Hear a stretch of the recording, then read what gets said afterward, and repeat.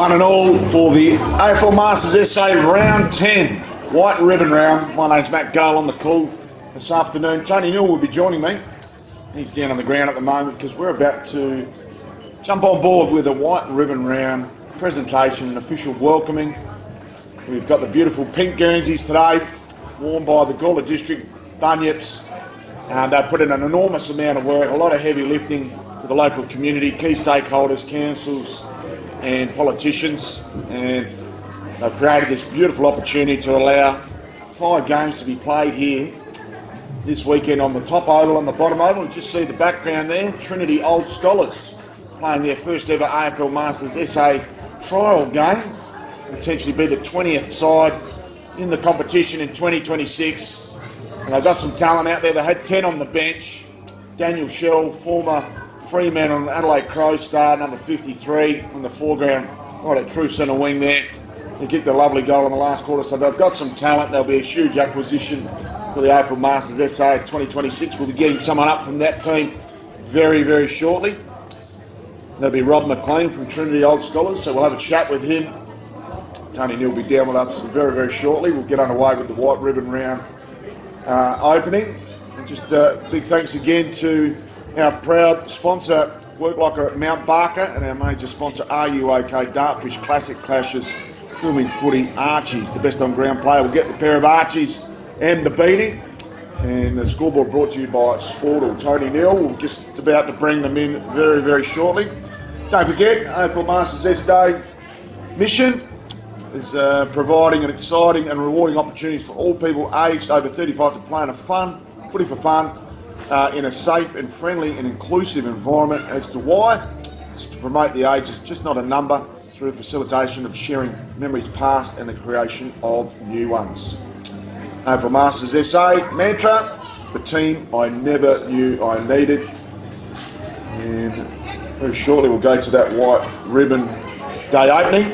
I've been a former White Ribbon Day ambassador before leaving the country, I think from memory, around about 2008 or 9 to 2011. So have been big in this space and advocacy in previous times of my life, and wonderful here to promote that banner, which is the Stand Up, Speak Out to Prevent Men's Violence Against Women. That's what White Ribbon Day is all about, and promoting that in such a prevalent thing that we want to promote in our society, that just need to stand up and speak out and stamp out violence, men's violence against women. Tony Neal down on the boundary side, we'll get to him very, very shortly. Just going through some final paces down there. In the first game, we'll have the Gawler Districts taking on the Phantoms from Anzac Highway, based at the Foss Camden Footy Club. We're wearing their beautiful purple Guernsey design up against the Pinks today. And the second game, Atherstone, the Raggies will take on the Happy Valley Vikings.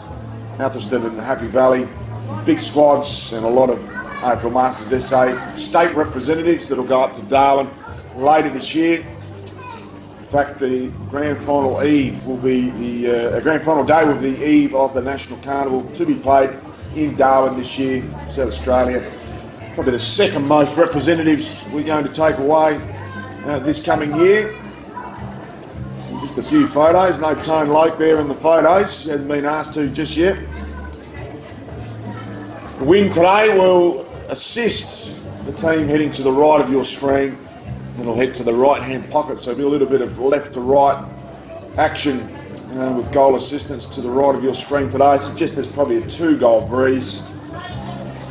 Now, what a wonderful initiative, the White Ribbon Round. And as we mentioned earlier, congratulations to the Gawler District Football Club. The Bunyips have done a tremendous amount of work, a lot of heavy lifting, consultation with community, council, government and key stakeholders. And they've got the Guernseys with the names on the back today. As you can see, Sydney. Sorry, that's Shuey, Mark Schuster there with Tony Neal. And some key stakeholders there.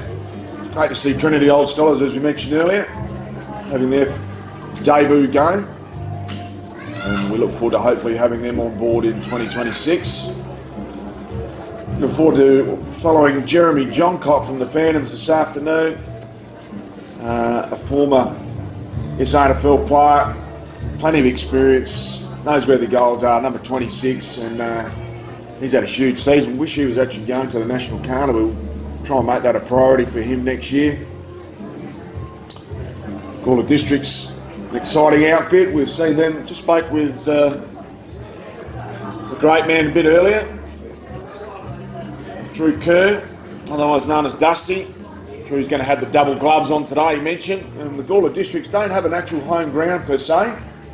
It's more about them covering the Northern District, from anywhere from Eastern Park, the whole Gawler area and district, and right up through the Barossa. Their players come from far and wide. And a lovely deck, been out on the surface a little bit earlier. It's a lot cooler than what it was in Adelaide when I left just before midday.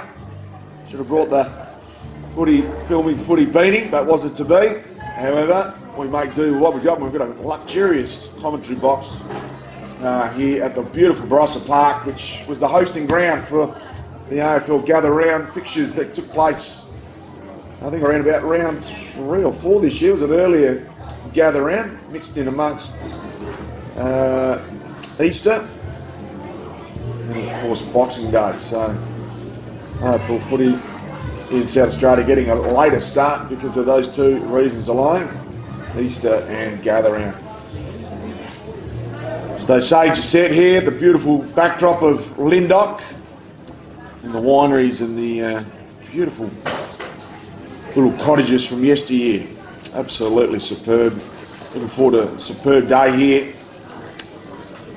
Now the temperature at the moment, we're heading for a top of 20. It's not going to get there, I'll give you the strong tip. It's 13.7 degrees, like we said, breeze going at 20 kilometre knot wind to the right of your screen. Current temperature feels like 9.2, and it feels every bit of that. So coolish wintry conditions. South Australia hopefully drenched and soaked in rain later this week. Now farmers are crying out for rain, and we hope and pray that they get some huge influx of rain to finish off their season.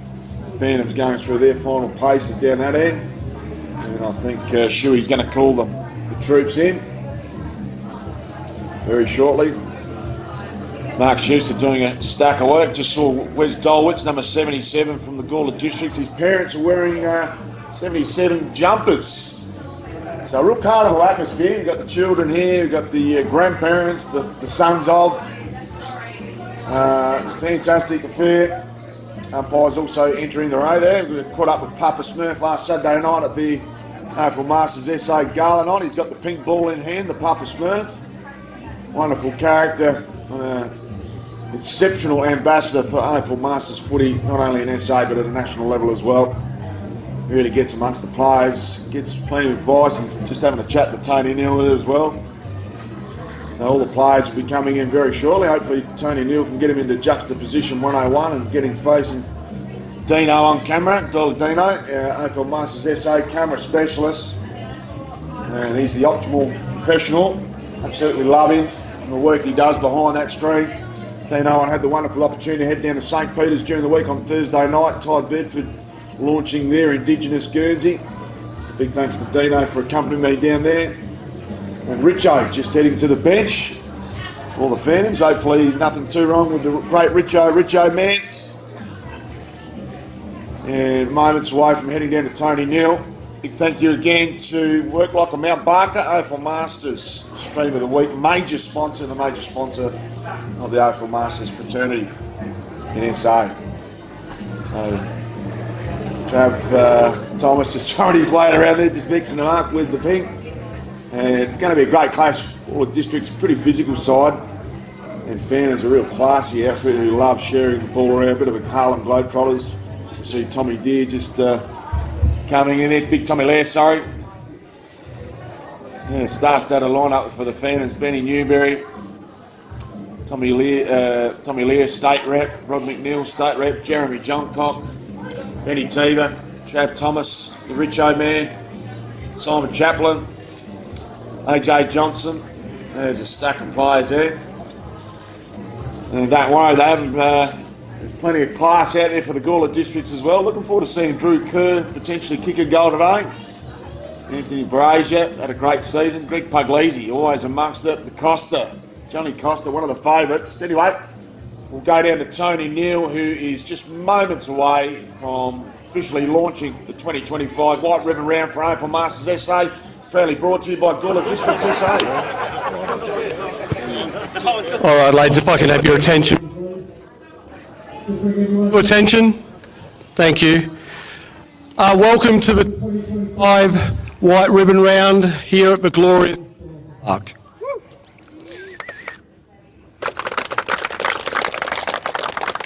Those who don't know me, haven't been around long enough, I'm Shelly, I'm this year's coordinator. Formal announcements that I'd like to get through, and the Honourable Minister for Sport, Recreation, Correctional Services and Autism. Don't ever...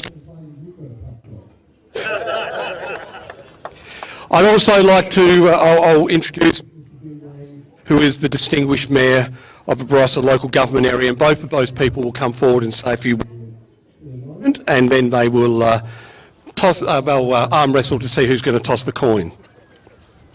I'd like to welcome all sponsors, players, officials, volunteers and families to our event today. I also acknowledge the apologies of the Honourable Tony Piccolo and the Honourable Blair Boyer, who aren't able to be here today, but deeply. I think if you've been around for the last 10 years and been a part of the Gawler side, you will know that our event is to demonstrate a stand against violence towards women.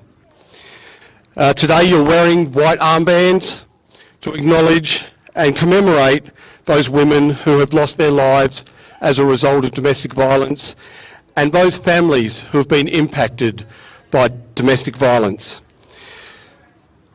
We know that approximately 2 women per week lose their life as a result of men's violence, and we still consider this is totally unacceptable.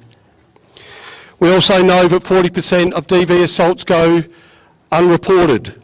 So those, whilst we know something about the critical end of the behaviour, we don't have enough action that accommodates for all those who need it. We also know that domestic violence results or contributes to approximately 80% of all women and children who experience homelessness, something that nobody should ever experience.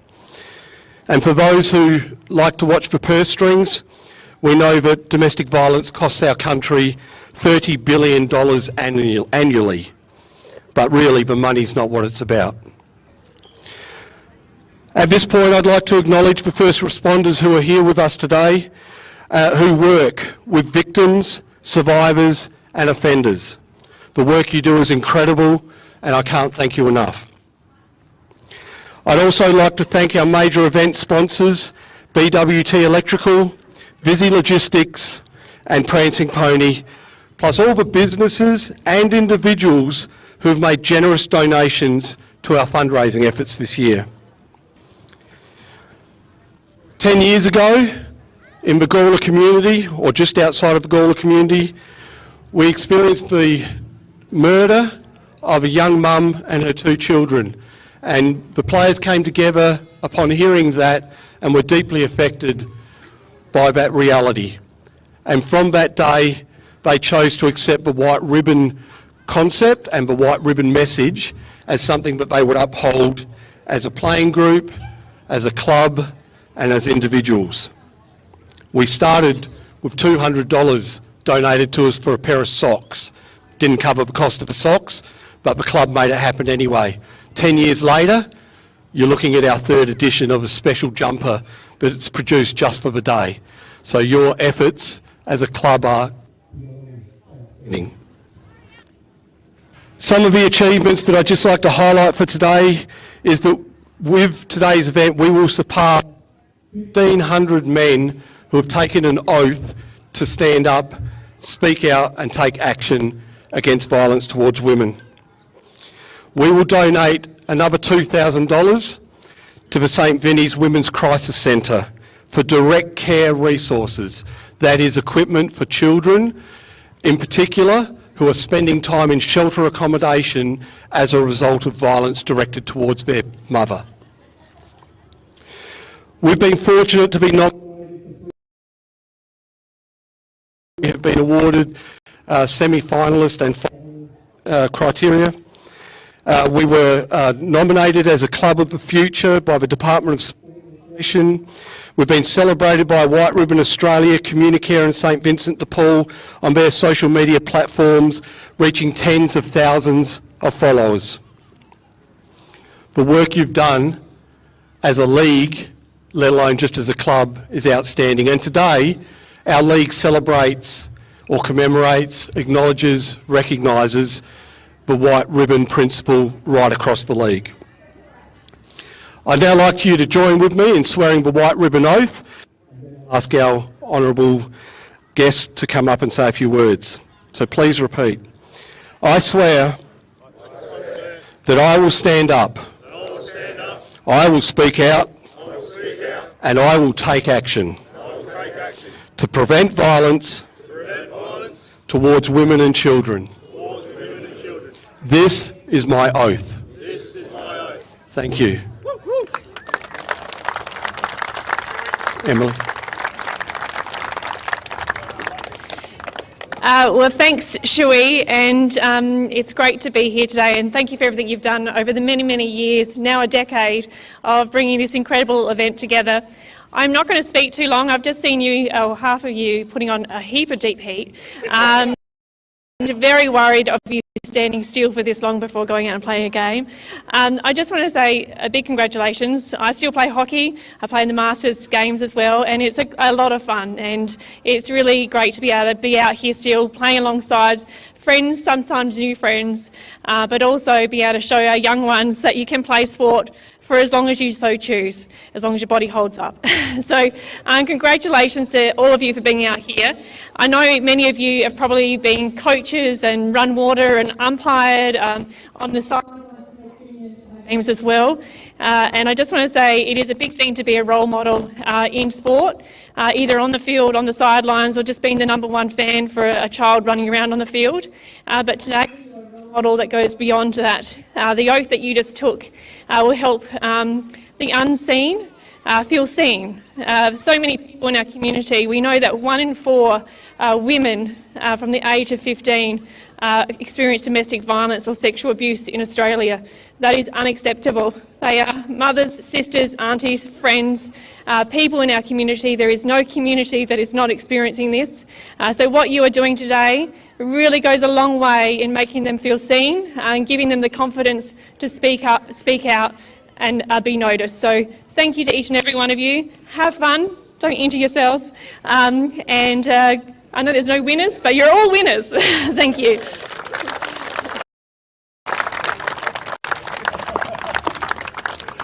Thanks very much, and thanks for the opportunity to come together here on what we're very proud of, our Barossa Park. But you come together today for and throughout the year, and over 10 magnificent years of just speaking out and demonstrating that we as blokes really do care, and we've got a long way to go still. Unfortunately, we do have cases of domestic violence here in the Barossa, and it's very shameful that this is still part of our community. But the more we come together, band together, play games together. I was admired when I heard that there's people in their 80s playing. I thought, gee, I can make a comeback now. So, you know, I can get out there again. So, Stuart, to all of your team, congratulations for 10 fantastic years and just bringing people together in a team sport. And domestic violence does need a team effort of us all working together, pulling together to make sure that we can get rid of this such a huge problem within our community. One thing I noticed when we was in the club rooms, just as well they didn't ban nicknames, wasn't it? So congratulations to you all. Enjoy the day, enjoy the time together, and I hear you don't keep scores, I bet you are in your heads, aren't you? Well done, congratulations.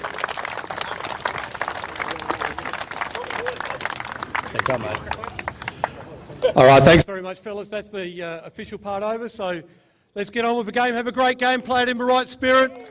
Well done, both teams.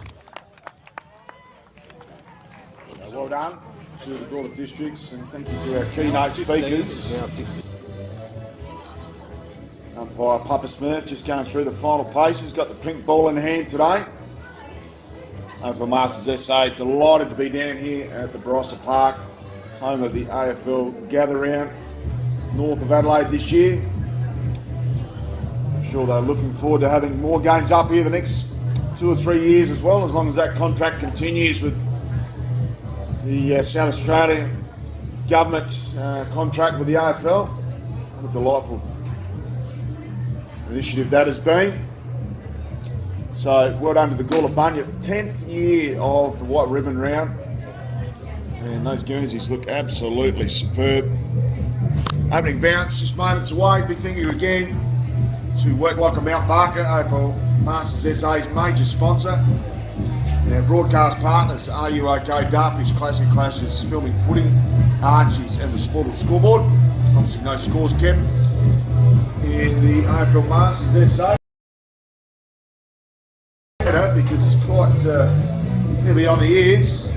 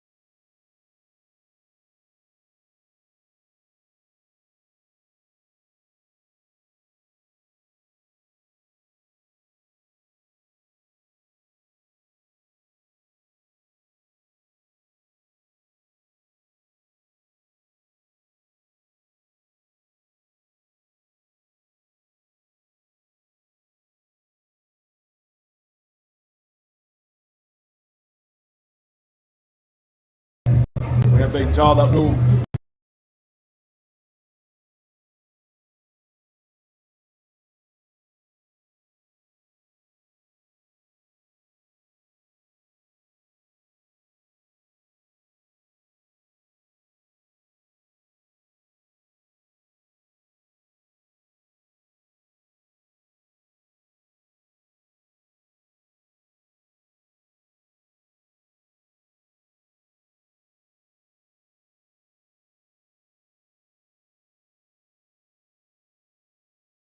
attempting, and just bundles out in front of Alan Hall. And look at the cars over there. There's people in the back of cars. Car park up the back here is chock-a-block. There's 2 games currently being held. There's a game on oval number 2 as well. So Masters SA, fair dinkum, Matt, got to be congratulated. 13 here is Marty Thacker. Just congratulated on what they're doing, and I know you won't talk it up much, but I will ask you. The gala ball last week, they tell me that you did a great job with the MC. You actually probably didn't have a lot to do. There was a few festivities. How did the evening, how was it received? It was a sellout, I believe. Yeah, no, it was absolutely superb. We had the old 222 attendees. No, there wasn't. There was actually 223, but why get in the way of a good story? No, fantastic night. Celebrating all of our life members. There's been so many events this year, Tone, that we've got the AFL Masters SA fraternity together, and they're just loving getting the team together ahead of the National Masters in Darwin. So McNeil, one of those players, they streamed through the middle, clever hand pass, straight up Main Street to St Arth Ford. Didn't clunk the mark. Umpire was right at the feet of that contest and said no, did hit the bounce, but a good little ball. Matt, just a quick one here. It's an absolute pleasure to be joined by Rob McLean from Trinity, and we saw a game prior to this game today. It was a trial game, believe it or not, at this time of the year. Rob, first of all, thank you for joining us so close after the game. Just quickly tell us, great numbers today. It looked like the team enjoyed the game, first of all. Yeah, really good numbers. We weren't expecting to have that many when we put the chat group together. We thought if we get 15 blokes that say yes, we'll be able to make a team up. And yeah, 26 blokes, I think. Yeah, Rob, I did count you at 10 on the bench in the last quarter, so an absolutely fantastic result. I did notice Daniel Shell out there. I played on him before many moons ago. I'm talking almost 30 years ago, and former Fremantle and Adelaide Crow star. He made it look pretty easy out there. Yeah, it was a bit unfair, that. It was a bit unfair. What a talent. Well, he is 47, so he's in the prime candidate, and we'd love to take him away for over 40 state team, but those registrations are closed. As the Phantoms approach that inside 50 from 55. Got one on the pocket, lovely looking kick, well weighted. And it'll be a shot on goal here to Matty Thomas. I wonder if he's the brother of Trav or the cousin. Goes in board to Richo. Got the gloves on. It's not Richo. It's he's a look-alike, and that is Scotty Adams. So Scotty Adams, man on the mark, 32 from home. Doesn't take much time with that run up. It could be a mark on the line. Kept in play. Hasn't gone through it, and eventually trickles over the boundary line. Nice ball up just inside the boundary line. And as you called, Matt, one of the things we do see, Rob, is the player will be 30 out and may not make the distance, but definitely. That's the fun of it. Tell us about the challenges of organising a team, even to come along for the trial today, let alone get it up and going next year. So what were the challenges, or you had a lot of people just put their hand up? Michael Birdle, I've put together, he's a local pharmacist. He put together a bit of a chat group about a year and a half ago. And there's lots of conversations, and that's all it was. And then we're like, well, let's do something or get off the pot. Sorry. And so we made a decision that we were going to just get in touch with the Masters competition and just see if there was an opportunity for a game. We knew there was a bye this year because of the extra team, so it turns out this was the opportunity. And what a great opportunity it is to be out here today. Well, it certainly is. You do a mighty job out there. We don't keep score. We have no knees up, so it's probably a little bit for the players to work with, as we have this year as commentators. Is that ball just coming in, Matt? I'll just let you keep an eye on that. Comes through, hand pass from John Cock. Just taking his time. A bit of a Harlem Globetrotters approach here from the Fenners, and eventually escorted over the boundary line with a big paddle. Rob, just like to ask you, someone that's involved with the AFL Masters SA executive, is there many players that are Trinity old scholars, or is it just players that know each other? How do you accumulate that squad that was out there today with those tremendous numbers? Most of the blokes were old scholars. Most have played for the club in the past. I'm not really a past player with Trinity old scholars for the club, but heavily involved with the career club. So there's a bit of mixing there. And there's a couple of blokes that were just mates of mates. Yeah, terrific. Also wanted to check in, Trinity Old Scholars unfortunately come bottom in a really tight Division 5 this year. many players actively involved with the senior team itself? So Matt Perry was out there today, bald head you might have seen. He kicked quite a few goals. He's a regular with Trinity Scholars, plays up in the A's or B's. He's probably 35 or 30, no, he'd be 38 maybe. He's heading towards 900 goals in footy for Trinity, so he's a bit of a club legend. He's still going. There was Chris Jewell, who plays the Bunyips quite often, and another bloke, Ian Wharton. They're regular players with the old Scholars, but yeah, that would be about it. The rest of are former players. So Rob, you've got the numbers obviously now, but there's a lot of stuff that goes on in the background that people don't understand, administration and so on. Tell us about 2026. First of all, how does it look on field? Because you've got numbers, and then anything socially as well to attract the yeah, so we've obviously got to put the application in to get accepted into the competition. We've got great support from the club. We'll run it'll be part of the club, but we'll run a subcommittee and manage the team from that perspective. And yeah, if anyone is interested, anyone out there is listening who is a Trinity Old Scholar or who lives out north and is looking for a Masters team, you don't have to be an Old Scholar to come and play for us. Just look up the Footy Club on Facebook and send a message. I think that's probably the easiest way. Absolutely brilliant, Rob. As we see a goal kick through by Trav Thomas, actually a point. So Stevie Hicks, the Sergeant Pepper lookalike from the Lonely Hearts Club band. Short jabbing ball, not his best kick, worm burner. Should come back with a bit of interest. They flick it over, intercepted. And what clear here, the Bunyips, they've got one out wide, probably wasn't the intended target. And finds Puglisi, who's a busy character. And plenty of phantoms around this ball, a couple just sitting and queuing up at the top of the 50, unmarked in the end. Plays on immediately, goes to Johncock. That was not his intended target, but Johncock, with a bit of swagger, goes for home, straight over his head for a goal. That's an absolute belter. So just joined by Rob McLean from Trinity, fresh off the park. Did you do any trainings leading in? Some of the teams do and some don't, so it's a bit of tongue in cheek, but did you do any training? Yeah, we did a bit of lane work. In the warm-up? Yeah, in the month or so leading up, we had a few blokes come out and have a kick just to familiarise ourselves again with each other and footy. I think that was the best part of it, was just seeing blokes renewing friendships and all that. That we were having a chat before the game. You don't have to stop anymore. You know, there's no expectation you have to stop. This gives us a great opportunity to be together and socialise and be in touch with what we used to do. I'm not sure how far your knowledge goes back with the old scholars and the age demographic of some of your previous old scholars, but we do have an 82-year-old that plays for the Riverland Super Dogs. Yeah, I know Robbie. Great man, Robbie Johnson. Yeah, he is. He's a terrific ambassador for our great game. Going to Darwin later this year. Can't wait to go away with him. Yeah. For those viewers at home, just brought down in that tackle, closing in on goal again. So it's been a bit of one-way traffic in the opening term in favour of the Phantoms.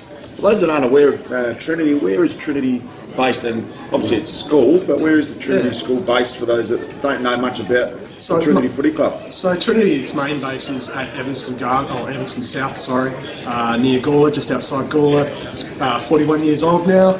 We had a first 18, our very first 18 side in 1995. The Old Scholars Footy Club started in around 2007. So blokes are just maturing now into a place where we can form a Masters side. I think there's 6 campuses with the school now, so it's quite a big school. Yeah. My understanding it's the largest school in the Southern Hemisphere. So there you go. Just a final point there too, Rob. You're talking about the guys getting together and reacquainting and that. But we see White Ribbon Day today. For Trinity to come in, we can let you know. We do stream the games, of course, a different game every week or every second week. But they have White Ribbon Day. There's mental health. There's so much. So to support the mental health and for your players to be a member of a team again. Yeah. So there's loneliness out there and so on. So on a serious note, mate, that side of it, with the numbers that you've got, I reckon you're scraping through a team, because players do float in and out, but the important side of it, that support and mental health side. Yeah, certainly. And that was something that we were very, very cognizant of as we started this up. It was just a great opportunity for blokes that haven't seen each other for a while. And rather than sit at home, there's no reason why we have to stop doing stuff. Keep active and look after each other. It's an opportune time to come in too, Rob, because we are searching for a 20th team. It's been awfully difficult logistically with 19 teams. A great little poker inside 450. And kudos to Andy McDonald, the 28, who kicked the previous goal. Some fancy little footwork. Goes to Cockington. Goes straight through him to Sergeant Pepper. Stephen Hicks mopping up again. Best on ground last start in the over 50s. Scoops out to Sergeant Pepper Hicks again. That's not him. He goes down the line. Plenty of time to clear here.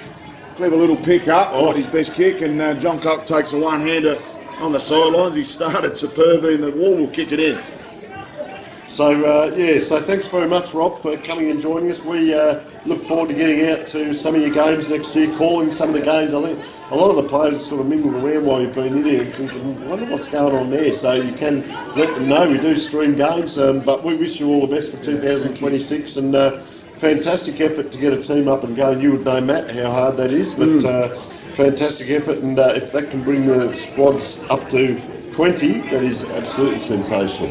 Fantastic, thank you very much. And we just want to thank the Gawler Bunyips for their support of us getting this team on the park, and well done on such a great cause. I've played in a couple of white ribbon games for the Riverland Superdogs, and it's just great to be involved in it every year. They put on a great show. It's a really great cause, so thank you very much. Oh, good on you, Rob. Thanks so much for joining us. Get down there and enjoy the rest of your day. Cheers, man. Thank you. Rob Thomas, Trinity Old Scholars, did a wonderful job out on the field and doing some impressive things. Sorry, Rob McLean. The wrong name. Rob McLean. Good singer. Yeah, good. Rob Thomas from Matchbox 20, but Rob McLean, no relation to Bob McLean, I'm not sure, from Port Adelaide, but doing some wonderful things with the Trinity Old Scholars, both on and off the field. Had a great start here to White Ribbon Round. Trinity Old Scholars featuring in the early game. They go inboard, clever kick. I've got one out wide as well. Doesn't lower the ice too far. It's got a couple on short, a couple of lead up targets, beautiful kick. A switch out wide.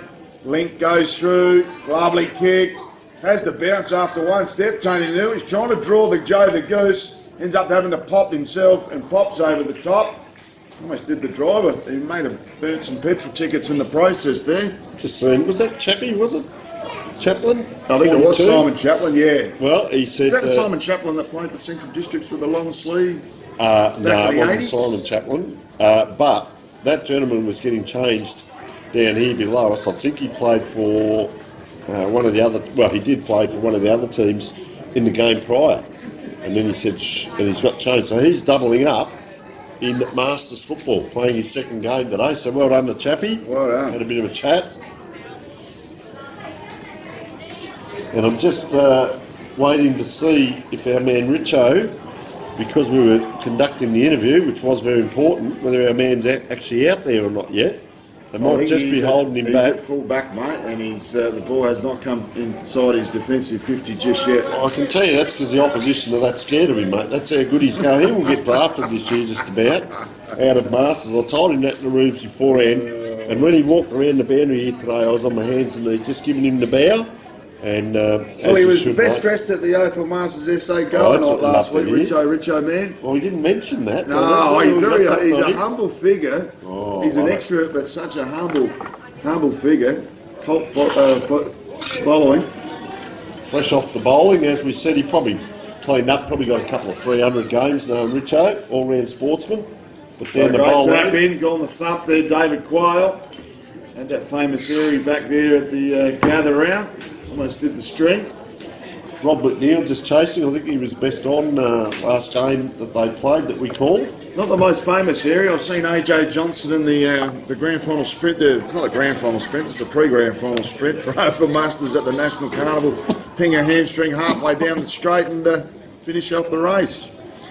Anyway, ball held up, top of the paint. Both teams with a stack of players on the bench. Just look down here. The Bunyists have got 3, 6, 9, 10, 12, 14, 17 players on the bench. The Phantoms have got a good healthy number of 8 or 9 on the bench as well.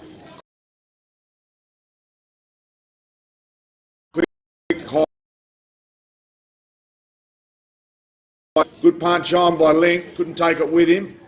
Comes back for a second viewing. Smart hand pass. I've got one if they could just get it to him. Quick kick inside forward 50.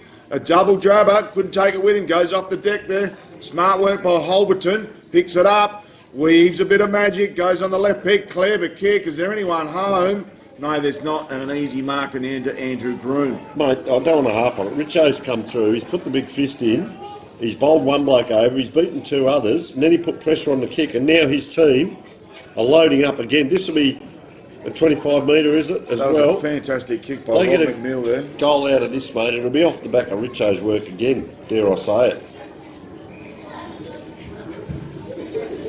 Ooh, big fella. Goes back. Sam Cook. Ooh, slots in a dangerous position, but coming out, the man in long sleeves. Well, there's two in long sleeves. Pick that out. Wonder if he had to pay more. Because the pink jumpers they get to keep, they've got their names on it. But if you get long sleeves, normally the long sleeves are more expensive. Let's be frank. You don't get away with the extra. They're not giving that away for free. The arms. Wonder if you had to pay a little bit more than the rest of the team. Oh, Hoare quickly out. Cook. See, a lot of players with socks up today. That bright pink ball spinning around. Oh, I'll tell you what, they're out again here. The Brumbies. No, not the Brumbies. The Bunyips. Bunyips. Sorry. Good call, Matt. Oh, Jeez, that's clever. good little play and wow. nice chip. Is this Cook again, is it? Sam Cook?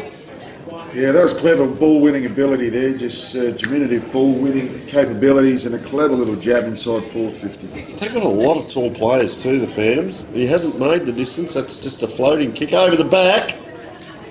Can't quite get a boot to it there, Thomas Link. Still in play. So good play there. 57 is Sean Hughes. Called him a few times this year. He's a very good player, is Sean Hughes. So, well, yeah, that's what you get with Masters. The players stopped and the umpire stopped, and then the siren went. Yeah. So, very good first quarter. We will take a short break.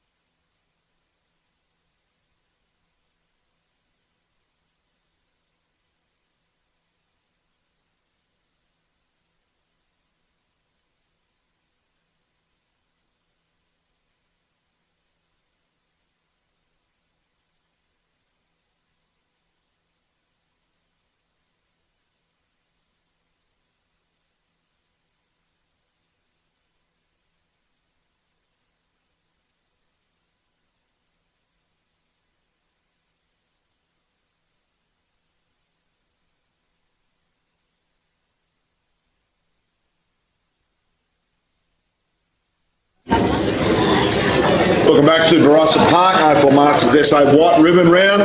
Opening game of this double header.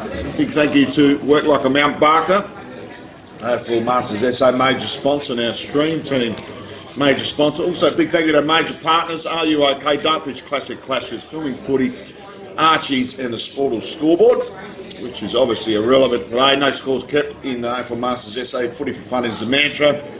The best on ground play today will receive a pair of Archies and potentially a beanie as well. The new Filming Footy Dartfish beanies, well sought after, Tony Neal. It's been an exciting first term. Welcome back for the second quarter action.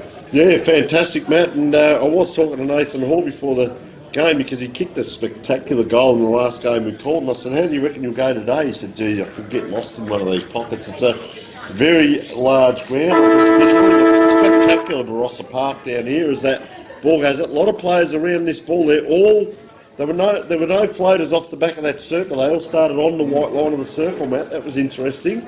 And coming in under that ball was Andrew Johnson. Just backing off now. You'll see the wings from the far side come in. The wings from this side are already there. Johnson's backed off from this if they can flick it out to him. Gee, man had to stand there with a pack of 3 pink jumpers running at him. Johnson's still free at the back of this pack a little bit. He puts the hand up this time. They belled it to where he was. You wouldn't believe it. He ran past it. So this looks like Puglisi perhaps. It is. Red Puglisi, Pugs. Thank you to Gawler Districts. We do have all the nicknames as well. If not on their back, it's still on our team sheet. Tippo, Daryl Fisher, Fish, Brad Marshall, B-Rad, Jono, Steve Johnson. Yeah, just unique coming up with the nicknames. They must have spent 2 or 3 minutes on these. Player dragged again. Is that a very good game? If that's Jared Skeets, yeah, it is. He looks all right, Matt, doesn't he? Going around, he probably just fresh out of normal footy, I'd say, the way that he moves. Oh, wow. Stolen and a bit of pace, Jesse McGowan. Raking left foot kick, passes John Cock, runs onto it, tries to handball out, has to do a bit of his own work, push off, around the corner. Oh, there it is. Nice play by the Phantoms there. A little bit of work going on down the bottom, and Scott Adams, he's been industrious down there as well, hasn't he? He has got him mixed up with the Richo man in the first quarter at the centre forward line there. Big shout out again, big thank you again to the Gawler Bunyets for their 10th White Ribbon Round, which has allowed a lot more AFL Masters SA teams to jump on board here at the Barossa Park, this beautiful AFL venue, just 1 hour north of Adelaide. Don't forget, the mantra of the White Ribbon Round is stand up, speak out to prevent men's violence against women. Great to see the oath pre-game by the players heading into this opening clash. Second game coming up, Atherstone versus the Happy Valley Vikings. A couple of fantastic clubs from the AFL Masters SA fraternity. Ball pushed out towards that far side, paddled along. He's had a fantastic start.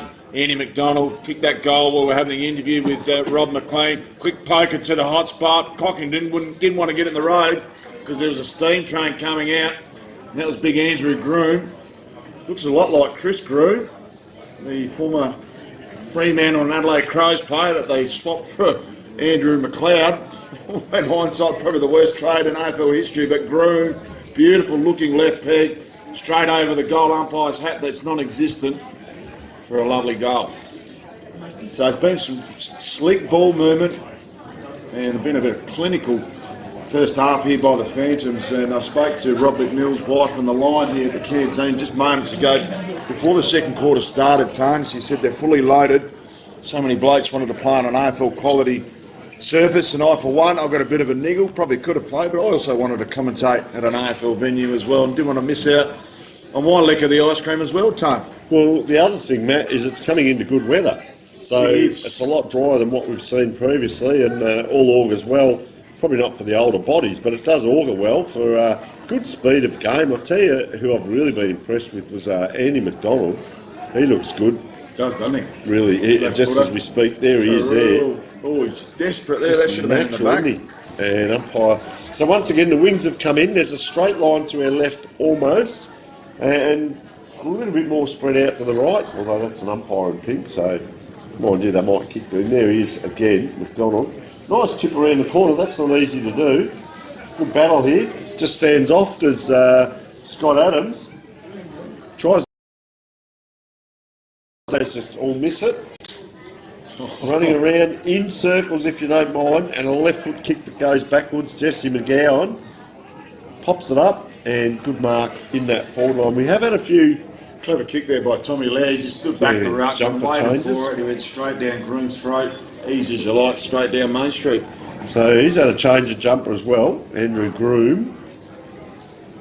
So let's have a look. Very deliberate on the left foot. One of the best points seen on the Barossa Park.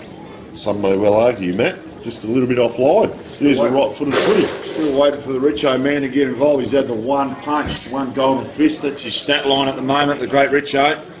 Clever kick from the full-back, went straight over his intended target. Wants to get a little bit further down the ground to give his defenders a reprieve. McNeil goes to Johnston. Johnston's held up. Some clever work here by the Bunyips. They go towards their coach's box. Should beat all comers. And when you've got 17 on the bench, you can throw a cricket team switch. And just have a look at Richo down there. Him and his opponent with their hands behind the back. Like a couple of, I don't know what. Elder statesmen, yeah, just have a look at the stand. All they need is a cigar, Matt, or a pipe, and they'll be happy. But great to see Nevin in ruck up against Lair. Lair grabs it out, the over 40s All-Australian. Clever kick down the line and a chiseler to Scotty Adams, who's been absolutely superb in the opening half. Got a couple of runners on. Pure weight of numbers following up. John Cox steals it from Groom. Some strong body work on the contest. John Cox got a couple on. Beautiful kick towards McDonald. Loves this situation. Ounces of time. Measures up. And slices it through for full tote. So very good goal there. They've played some good football today, the Phantoms, and they do train. Well, the big fella's coming off. He's a giant. Scott Adams, have a look at him. Yeah. Jeez, I wouldn't like He to could be run playing into him. Saturday footy. Yeah, and running on is number 35, Travis Thomas. Well, they'll probably pull the trigger at some point, the Phantoms, and Richo may not have to change ends of the ground, Matt. He may go up forward, but just the way they're playing at the moment, They're holding him back at the moment. They've kept him away from the pedestal, put it this way. You know what they say, mate, when you have a thoroughbred, you don't leave it in the top paddock. You let it out and let it loose. But just at the moment, the Phantoms, well, they've got one more game in the season. They might just be resting him a bit down there in the back line as Riggsy gets over that. Puglisi, I've locked him around the ball, number 8, hands on hips. Has not moved since that ball's gone up. Takes 2 steps now. It's going to come his way perhaps. Oh, I'll tell you what, Matt, we talk about Masters football and playing with great spirit. Now, the players do play for keeps a lot of the time. You've been out there amongst it. It is stations full near ball. every ground, Tony. Don't worry about that. Yeah. Oh, look at the curry that's going on here. Boy, Daryl Gurney gets it out. They come forward now. Oh, nice grab. The Colt figure, Johnny Costa, had pretty slim pickings early. Started off with a pound of dynamite, but been quiet since then because the ball just hasn't been in his forward half. Starved of opportunities. Great Johnny Costa. He'll probably make the distance too, Matt. Oh, he'll slot this through, Johnny Costa. Don't worry about that. Oh. Commentator's curse, Tone. Didn't spin right. I did feel the footies before the game. They are rock hard, Matt. You know, they want to soften them up a bit. Drum roll. Richo's lining here we up go. full back. He's got a stat. Taken off. He's got a stat. Lovely kick by the Chris with the K. Jeez, pummeled there was Rob McNeil. And deserves a free kick. All part of the game plan, mate. Richo knew what he was doing. Put it up high. So Rob McNeil plays on a minute. He goes to AJ Johnson, the AFL Masters SA treasurer. Oh, he's played on. Oh, poor Poshua Kosha. He's been held up by Thatcher. He could have actually got another free kick because he held on for an eternity. Goes back inside forward 50 and a clever kick, and he's got out the back there, Daryl Fisher. So the Fish. Oh, it is Fisher. It is Fish because there's two little ducks, 22, Tippins and Fisher. They're next to each other. So the Fish has got the ball in hand. Rob McNeil on the mark. Give it at the kitchen sink to get this one through. Wind assisted, drifts to the right. Costa comes from the back. Here's Richo, just dribbles one out in front of himself. They play on through McNeil out the front of the contest. Not his best kick. Does it stay in? And eventually Tippins takes it over. Oh no, it is the Fish. And the big Kingfish escorts it over. We'll have that Ball thrown up 10 metres inside the boundary. You haven't noticed that already, our viewers. There's no official boundary throw-ins, no scores. Balls will be thrown up, no knees up in ruck or aerial contest. Good tap by Quayle, only as far as Johnson. Wills a bit of magic. Clever work out the front of the contest. They go through. McDonald again, think prolific. McNeil linking up well from defence, as he's done all day. Clever kick to Hall. Starting to queue up here, the Phantoms. Beautiful build-up. They've got one at centre half forward. Linky couldn't take the mark. Don't worry, there's plenty of crummers. Trav Thomas could have gone off the deck. There's McDonald again. Sizes up. He's had a stack up. Pink leather poisoning. Couldn't get it to John Cock. Clever punch. They're away here. They just need some composure with ball in hand. John Cock comes back for a second viewing. Holds up play well. It's now in the hands of Hughes. Hughes goes to the wing. And the mark's paid there to Arlo Badeja. Yeah, so good grab there. John Cock, he had 2 tackles. He couldn't get the third one going, but he was on his pattern lane there. That ball will float over the back. Oh, the one-hander, if you don't mind. Takes off immediately, kicks to danger. Who's there? Richo's there. Come on, mate. Get it up. Tries to. Paddles it. Don't stop him. Make it fair, you blokes. Put 4 on him. They kick it out. That's pressure. Well done, Richo. Pressure in there. And out they go out the other side. Hoare again. Starting to rack up a few. As you said, Matt, he was looking forward there, Horey, earlier on, but he's down in the back line. He's inside that 50-metre arc in the back line, and this ball's going to end up where he should be. Nice fist by Freddie Tyson Bowen. Oh, I'll tell you what, great second effort. I wonder about that rule, because that was a handball out, but he was tackled. So, it's up for interpretation. Please That's explain. the great area of the game, Tony. Yeah, please explain. Oh, that's a grab, the Phantoms. A great mark there. It's not Andrew Groom because he's been up forward. So high up and under. Plenty of numbers here for the Phantoms. They've got a couple on half forward as well. I've got that extra number wherever they go. Blake's run out. He's a clever left footer. Goes towards McNeil. Needs a kind bounce. He's under the pump now. Goes to paddle approach. Waits for the cavalry to arrive. Smart work. In he goes. Lovely kick by Shoes. Inboard. Still got numbers on, can't afford to mark around. Tries to get Mo down there. McNeil gets enough pressure on that kick. Floats out the back. Battle on at ground level. Kicked off the ground.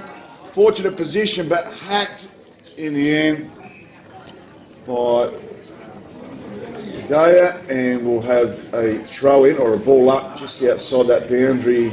Oh no, the umpire's going to let him have the free kick. Begin a change. Wasn't out of bounds on the full. They need to bring it in. Walking interchange off and running interchange on. And then we have a running interchange off and a walking interchange on. He went to come on and didn't there, Andy McDonald. So, ball up. 20 metres out from goal. Straight in front of our camera line. Great work by Dino there. Oh, that was quick. Oh, was that high? Shrugged. Strong tackle there by Bajaya. It is. That's what I'm talking about, Matt. The budgie. Boy, the intensity of these games. Up it goes. Trying to do it all there was Leah. Oh, Richo, good thump. 1-2, they're surrounded here. Yeah, very good player. Sean Hughes. Oh, there's another one handle. He's taken them on. You can't do that and get away with it. Oh, check side. Oh, last line of defence. Well done there. That looks like, was that Morant or maybe Kane Abbott? Kane Abbott, I think. Was, yeah. So they're out on the half-back flank. Oh, tracks the crowd. Yeah, down. A little bit of pressure. And players down here. He's not looking good. That's stretcher job. oh, that's no good. This might be the end of the quarter here, Tony.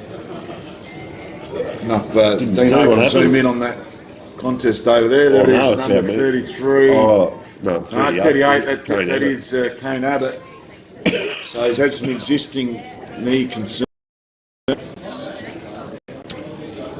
He Yes. hasn't done that knee again because he was in sparkling touch. And you probably get to a point in your career when you know, Matt, you know you've done it, if you have done it before. So we just wish him all the best. And Haven't got your timer today, so no timer on the filming footage or at the ground level here on the scoreboard. Brought to you by Sportal. So we don't know how much time. Be well over 12 to 15 minutes. There's only 20-minute quarters. so, yeah, just going to take a little bit of time here. While that young man is out there and just getting attended to, we might just go through a couple of things, and the first one is the Are You OK round, which was just sensational a couple of weeks back. More than just footy, it's about mateship, mental health, and checking in with the people around us. Let's come together for a great day of Masters footy and powerful conversations. Are you OK? Come together around Masters footy, and Andy Arnold is the ambassador, and Andy was out there playing for Modbury, earlier today, Matt. So what's happening here? Is he just getting assisted around the boundary? He's gone the old school down the back of the boundary line, which can still do. So John Cock just wanders on. There's been a few interchanges while that's happening, even when there's a stoppage on. Tommy Lair has actually gone off to help have it off the ground, but he's a ruck. So there's no ruck in the contest at the moment for Rob McNeil just Robbie Neal's trotting going to out. have to. No, he's not going to go to the contest either. Neither's John Cox. So they've got to trust the backman to win this. Maybe Richo will have to go up in the ruck. Guess who? Have a look at him. What a specimen. Oh, he's easily pushed off there, Richo. I think it was a foil. I think he played for that, Matt. Interesting to see if Richo's back there, whether Jamie Richardson is the brother of the great man, because there's two Richardsons in the lineup and they're both in that defensive unit. Quick kick out of the contest. Great approach on the ball. Clever to the hot spot and easy mark. And that might be Shuey Shooter. It is. So Schuster. Gave a great speech at the start as well, Matt. He's He's playing in the runners. wonderful white ribbon ambassador. He's had done a lot of heavy lifting. He's close to the man on the mark. Going to have to give it the kitchen sink as he got the distance, saw the carry. Going to get touched on the line. They rebound out. The great Richo goes pump and gets it out of his D50 as quick as he can. They're away. Goes down the line. Clever kick. Is it kept in? And I tell you what, Matt, you can just harness them for so long, but the good players just get better. And Richo's he's just floated to the top like cream on milk. He has. He's he had? Probably 3 kicks and 2 handballs this quarter. And Tony, I don't know about you, but dominating. I'd have to say that the Phantoms have got more bald-headed characters per capita than any other Masters team in SA. Was it just me? well, if you're right down near Morpheville Racecourse, mate, and the stress of trying to tip winners, maybe, I don't know what it would be, but I'm just trying to come up with something. As footy trip might be a fair tip that it's going to Turkey this year. As per the advert. The hair transplants. No, good on him. Get out there. Scott Adams, it is, just trickles over. Have a look at him. I just enjoy watching him get around. He just giving the ball back the umpire. Look at that. Right arm over.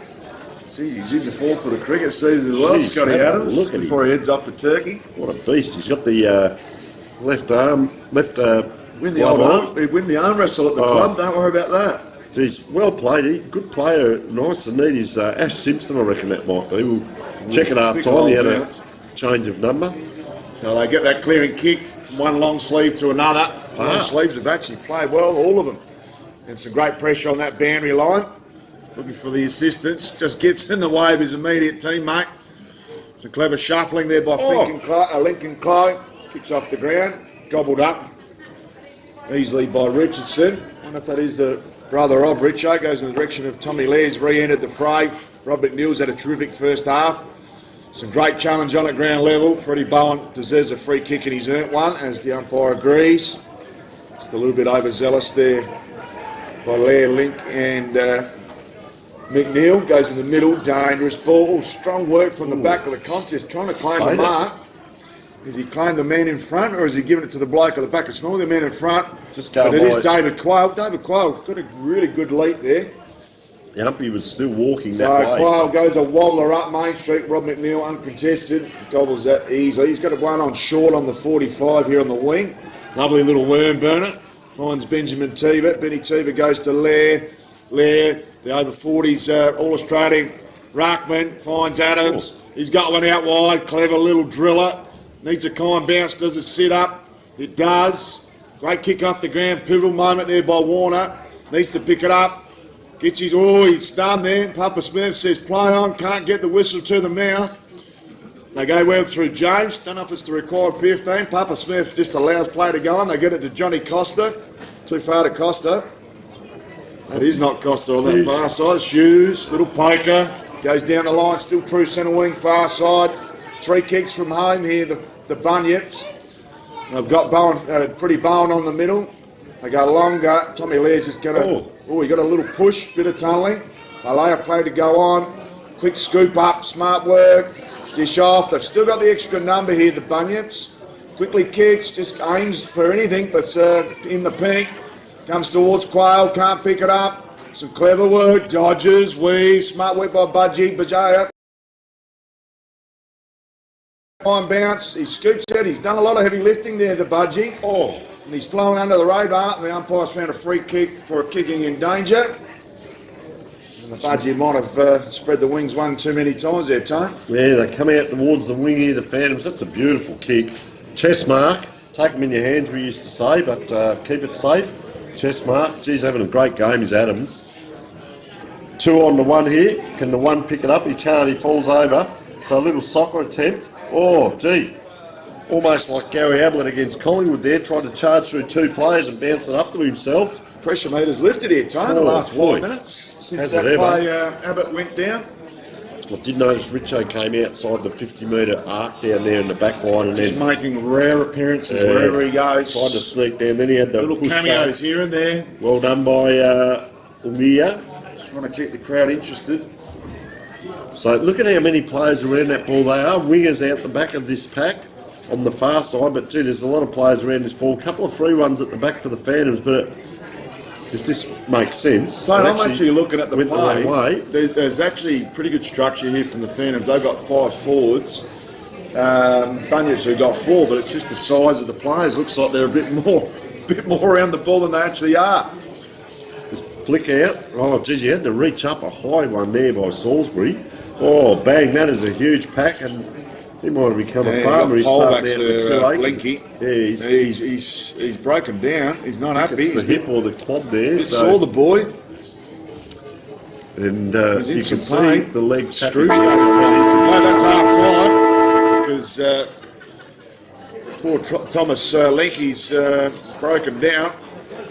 And that'll be the half-time break between the Gawler District's Bunyips and the Phantoms in game 1. Don't forget, second half action very, very shortly. And after that break, we've got a huge belter between Athelston and the Happy Valley Vikings.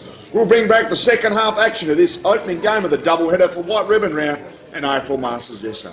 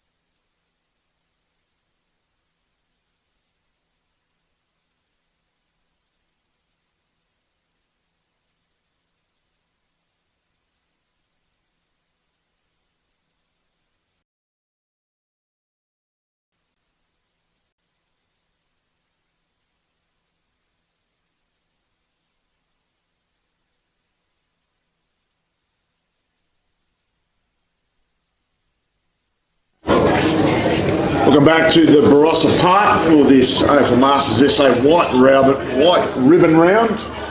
Round 10, AFL Masters over 35's action. Opening game of the doubleheader between Gawler Districts and the Phantoms.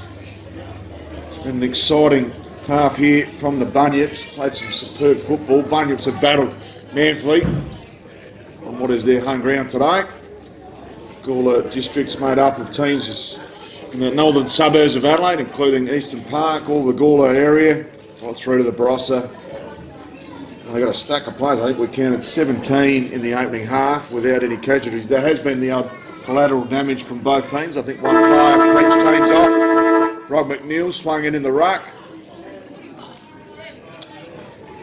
So underway, what would be a premiership quarter for premiership points, however.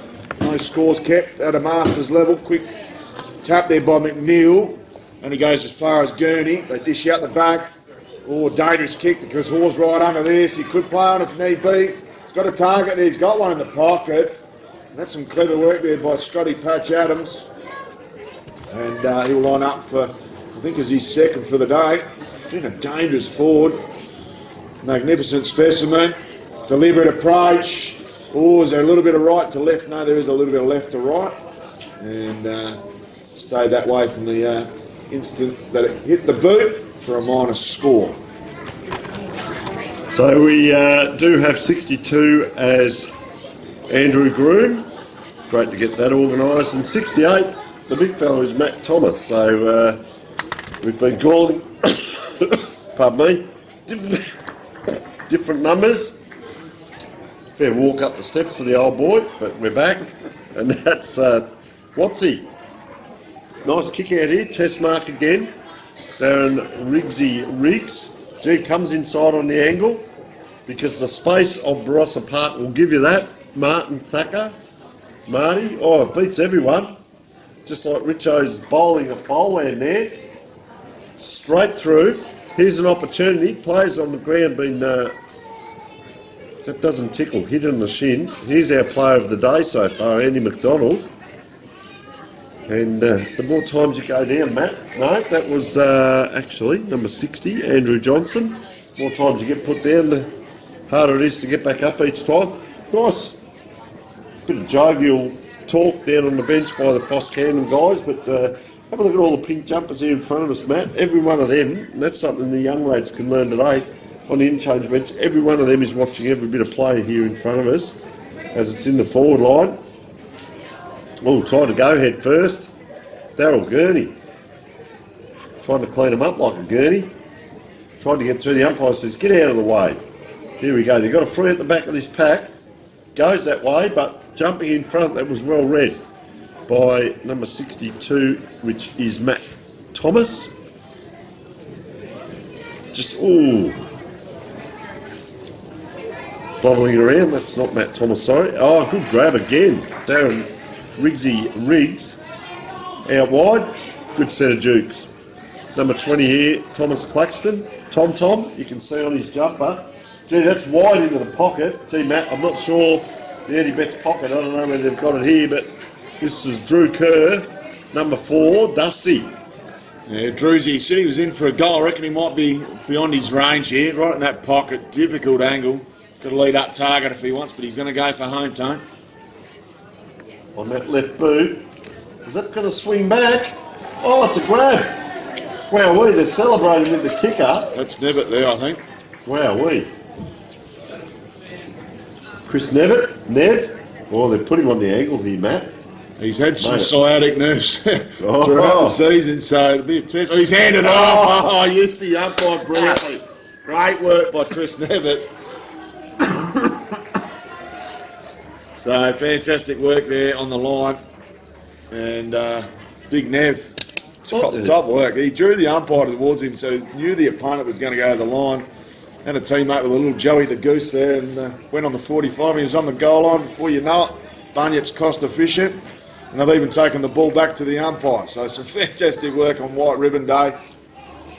Again, promoting the stop of violence against women. We heard before the game 2 women died due to domestic violence related issues per week, which is actually a very terrible data outcome, and we suspect that we'd love to see that obviously brought down over time. So good punch by McNeil in the middle. Clever work. Geez, he's had a stack of it today. They're clear with a straight one down Main Street. Adams under it. Goes the one pull with the one glove. Got plenty of numbers at the front. Dish forward of this contest. Could have been taken high. Adams claws his opponent to the ground. Jumping tackle there, Matt. He's as fit as a fiddle, Adams. And a stack of the ball on that half-forward line there. Scotty Adams. Umpire Papa Smith shows it up, 45 from home. Some quick hand passes, series of hand passes. They've got another one. Should have used that extra one there, and Adams eventually comes out to him. Oh, could have taken the legs out. Right. Keep it in. Smart work. Probably the worst hack kick miss for the season. And I hope his teammates let him know about that, because that was an ugly looking kick there. Go back to singing. Sam Cook. I think that was Horry that did the hack there, Tone. Anyway, they play on that defensive back pocket, heading out towards our broadcast side, and it should be a mark taken there to Adams, as easy and as casual as you like. Interesting there, his body stayed inside and his hands sort of bent to the left a bit there, but he disguised it well if it did go out, but if not, well done. Gee, the lead comes. Working hard is Riggsy. They pick him up now. Oh, that's a high kick. Look out, here comes McNeil. Geez, he came storming in. Thomas the tank engine gets it out. 1-2. Little short kick. Oh, gee, that is stretching the ultimate. Poor old Cockington. Look at him. Cocko straight. He's probably got jet lag from his European vacation, Cocko, but that was about 7 metres when he tried to claim the mark there, unfortunately. Got the jumper tucked in too. He's the cold hero of the day. Socks up, jumper tucked in. Crystal Brook product there, Cockington.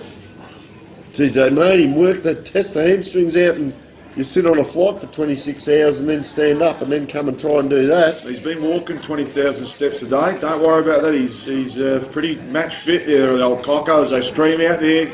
The district bunyips. Goes a pump towards Costa. Loves this situation. Plays on immediately. Does he go for home? He's got one at the top of the square. Richo just pokes it out in front of himself. We got a little cameo here from Richo. Great kick off the ground, looking for a direct opponent. It's a 3-on-2 contest. Maybe Johnny Costa could have played on and taken a few more steps. Probably didn't have the fitness level to do so. Might have been LBW in the end there. Tim Heath just entered the fray of the commentary box. Lovely to see him. Fit as a fiddle, the 63-year-old Costa. Right foot snapper. Does he bend it back enough? John Cock on the line.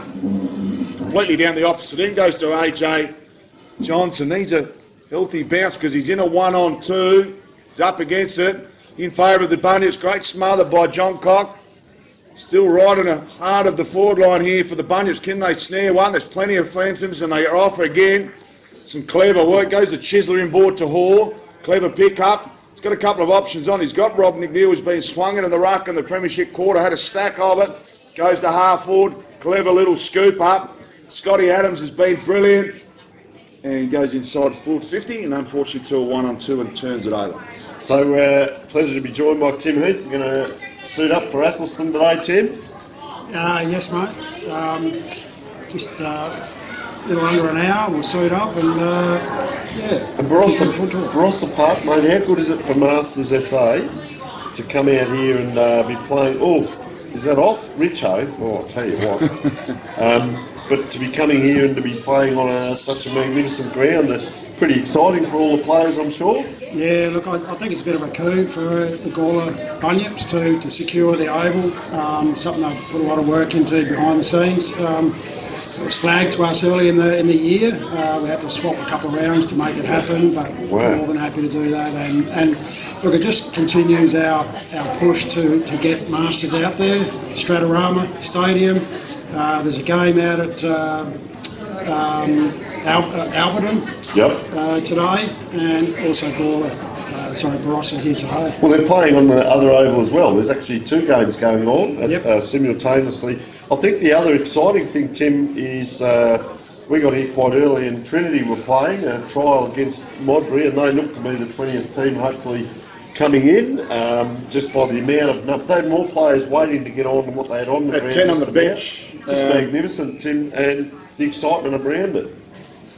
Yeah, look, that's great to hear because as part of the application, they do have to show that they have good numbers and be able to sustain those numbers. So hopefully we look forward to them putting in a formal application for next year. So I know the big fella here won't say much, but I know the big gala was last week, which we'd spoken about. Of course, past players, life members, gala night of entertainment, live music, Wolf Black Centre at Morpheville, black tie, formal attire, but I did notice a few different colours there, and a hosted event. So how did the event go, and how was it accepted by all the players and people in attendance? Yeah, look, I guess you can only get feedback from people that were there and the people that I have spoken to. Thought it was a fantastic night. They enjoyed the food, the venue, the band, and I think the format. One comment I had from an old life member said he's been to a few gala nights and that was the best one he's been to yet. So, and he's someone I do respect a lot with his insight into Masters. So that says a lot. Mate, I'm astounded, and that is fantastic to hear. I'm astounded by how much you've got Are You OK on board. We've got White Ribbon day to day. We do the mental health, the players' socks and beanies. The amount of things that Masters do for charities and to help out. It's not just let's get together and come out and have a bit of a kick and catch. There's so much more around what Masters is doing. And I'm not sure what other states do, mate, but I take my hat off to you. You've got to be very proud of what yourself and your committees are doing in relation to this sort of stuff. We spoke with Trinity about mental health, about loneliness, being part of a team and what does it mean and so on. So it's just huge, Tim. Can you expand on that a little bit more for us? Yeah, look, I think it's something that had to happen. I know sort of at the start of the year we started talking, actually a couple of years now, where we tried to align ourselves with a mental health association or foundation, and we've done that now, which was really important because each one of us sort of from day to day sort of live in that space with our own struggles and that. So I think that was a no-brainer. White Ribbon Round has been around for quite a few years now. 10th year this year. Yep, 10th Yeah, year. it's on the scoreboard. Initiated by the Bunyips because they had a member who suffered from domestic violence. So, and it's a fantastic cause, and they raise lots of money every year. So look, we don't want to just be a football association. We want to give back. We are very, very much grassroots community sport, but we've got an opportunity where we can give back and make it a two-way thing where we get something out of it as well. Yep. So look, it's only upwards and onwards from here. Perfectly said there, Tim Heath, sport being the pivotal vehicle for social change. As we've seen, AFL is one of the leaders in this space, particularly AFL Masters SA, aiming to be the best Masters sporting fraternity in Australia, and we're ticking a lot of boxes. And I think this year we've just got the family and the fraternity closer together. So many events throughout the year. Last Saturday night gala night was superb, and it's a great platform as we get closer to the AFL Masters National Carnival coming up in Darwin at the end of September and the start of October. South Australia probably taking away their second largest travelling party outside the Maroochy door a few years back. It's a smart work at ground level. Just previously saw Chris Nevitt kick a goal. The old sciatic nerve actually helped him on that occasion. Didn't clown it right, beautiful right foot snapper. Jeez. And that is an absolute ripping goal. We're still struggling with our 62s, Tone, but I'm hoping that one there. Oh, I didn't write down his name. You've called the name up. We did have Groom. Andrew Groom. It is Andrew Groom. We did call Groom, actually another player in the opening half, the big other 62. He's down on the bench as we speak. But yeah, a real good carnival atmosphere here today. And as we've seen, the games being expanded, Stratorama Stadium, Alberton, now out at Barossa Park. It's two SNFL grounds and an AFL ground. And obviously a place where we've played the Adelaide University precinct could potentially host a national carnival later down the track. It's been a phenomenal year of growth for AFL Masters SA. Just a bit concerned, Tim. Matt did mention Maroochydore was great and Darwin's going to be great. These are all warm states, and Tassie's going to get a team up and going in the AFL very shortly, we hope. what happens if Tassie says, well, let's have a carnival down here? You want to hope that the roof's on, and will you get enough because it's not warm? Well, yeah, that's a bridge we'll have to cross when it comes, I think. And some of the games of AFL I've watched down in Tasmania today, geez, I would not want to be there. But look, once you pull the boots on and get warmed up in the change rooms, you'll play anywhere really. So. And your plan of attack for today, talking about that, I was going to ask you.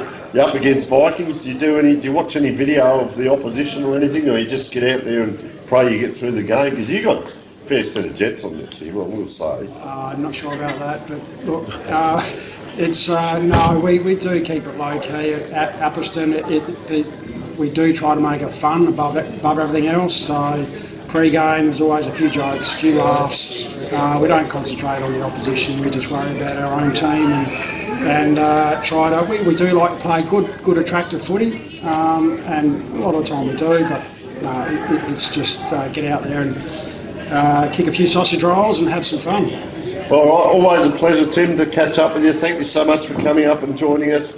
Yourself and your committee doing a marvellous job as that kick comes around the corner from Thomas, and couldn't quite get it done. But we wish you all the best in the endeavours for Masters SA especially, and get out there and have a bit of fun today, mate. Yeah, well, and look, thank you to Filming Footy for your support as well. It's been fantastic this year, and we look forward to continuing that partnership. All right, fantastic, Tim. Thank you so much. So back to the game here in front of us, and that's Scott Holberton. By the looks of it, wheeled around on the left boot and gave it straight back to John Cock. Looks pretty comfortable, but it's enough back there, John Cock. He's been a real brick wall back there. Exciting player, plenty of SANFL experience with Sturt. Goes into the middle, got the support in there. It's not his, probably wanted to go there, but just backed in his direct teammate there in Andy Groom. Great tackle by Groom. The ball eventually comes out. The umpire's kept the whistle away. Sees he's broke through a couple of tackles. He's been a handy player, Freddie Bowen. And a one-hand little catch there from John Cock, as casual as you like. Goes to the great Richo. Richo, man. Loads up Richo. Oh. Best helicopter. Quayle couldn't improvise. Comes out the back. Oh. Smart work there by Holberton. Looks for the 1-2. Gets it back. Can he get on that left foot? Goes the snapper to the hot spot. He's got one at home. Goes the opener. Does he juggle and hold on? He does. And geez, thank God he did, because it looked like Craigie Barr, the cracker-meter, was juggling that one. It almost went out for the old licorice all sort. He's pretty keen to get on with it. Oh, straight through the middle of the points.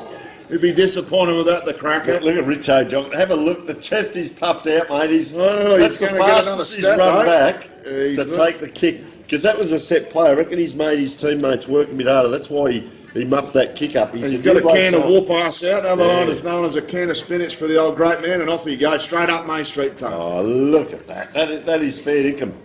50 metres at best. They're out here, couldn't quite get through. Come on, you blokes. Richo's put the ball where you want it. You need to get it through. But that'll be 2 kicks back. He's clapping back there. That's how much fun he's having. Fair income. What a belter. So, yeah, set play. He knew that opponent would get the ball and have a shot for goal and miss. So that was... good thinking footballer is Richo. Another player down in the middle of the ground. You don't like to see that, because he's kicked someone's foot, and that does not tickle. As players streaming through. They've got a couple here, the Gawler team, that can do that. They will have a stop. They're going to hold it up. Yeah, because that is yep. Just could be a stretcher job. We haven't had a stretcher, thankfully, today. Almost needed it with Sean Hubbard in the opening half of the Phantoms in the. You go to kick and you kick someone's leg or foot.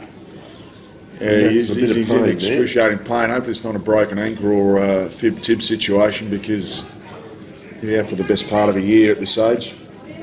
Don't want to get any steel rods or anything like that introduced, but this could be end of the third quarter. Premature end, one might think, as the players sort of converge over. And I think that might be three-quarter time. Yeah, they're just all coming out off the boundary line now. Oh, actually, look, he's might be a stinger, mate. Or if he's Superman, if that's a broken bone, he's Superman. At least he's to his that's feet. Good. Three-quarter time anyway. Interesting, there's a strap that runs through your ankle right up through to the knee there, and there's that band, and maybe he's got a kick in the band or a corky. Yep. Hopefully that is the case. We'll bring back the final quarter action of the Gawler Look at Richo Oh, strutting Gawler around. He's District getting Bunyips around them. and the Phantoms. After this break, though, coming up after the end of this clash, we'll have the Atherstone Raggies taking on the Happy Valley Vikings in Game 2 of this doubleheader. White ribbon round for AFL Masters SA and filming footy. We'll be back after the break.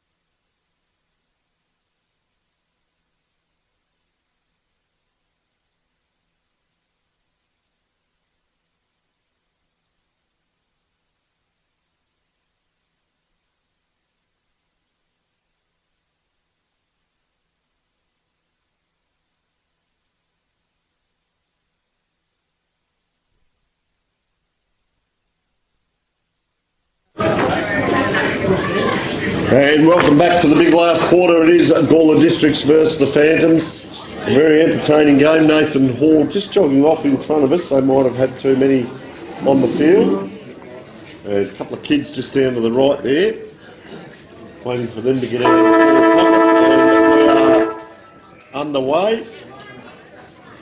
Steve Johnson down there just rubbing the leg. I hope he's all right. It might have been the one who popped the leg. Gee, long handball out.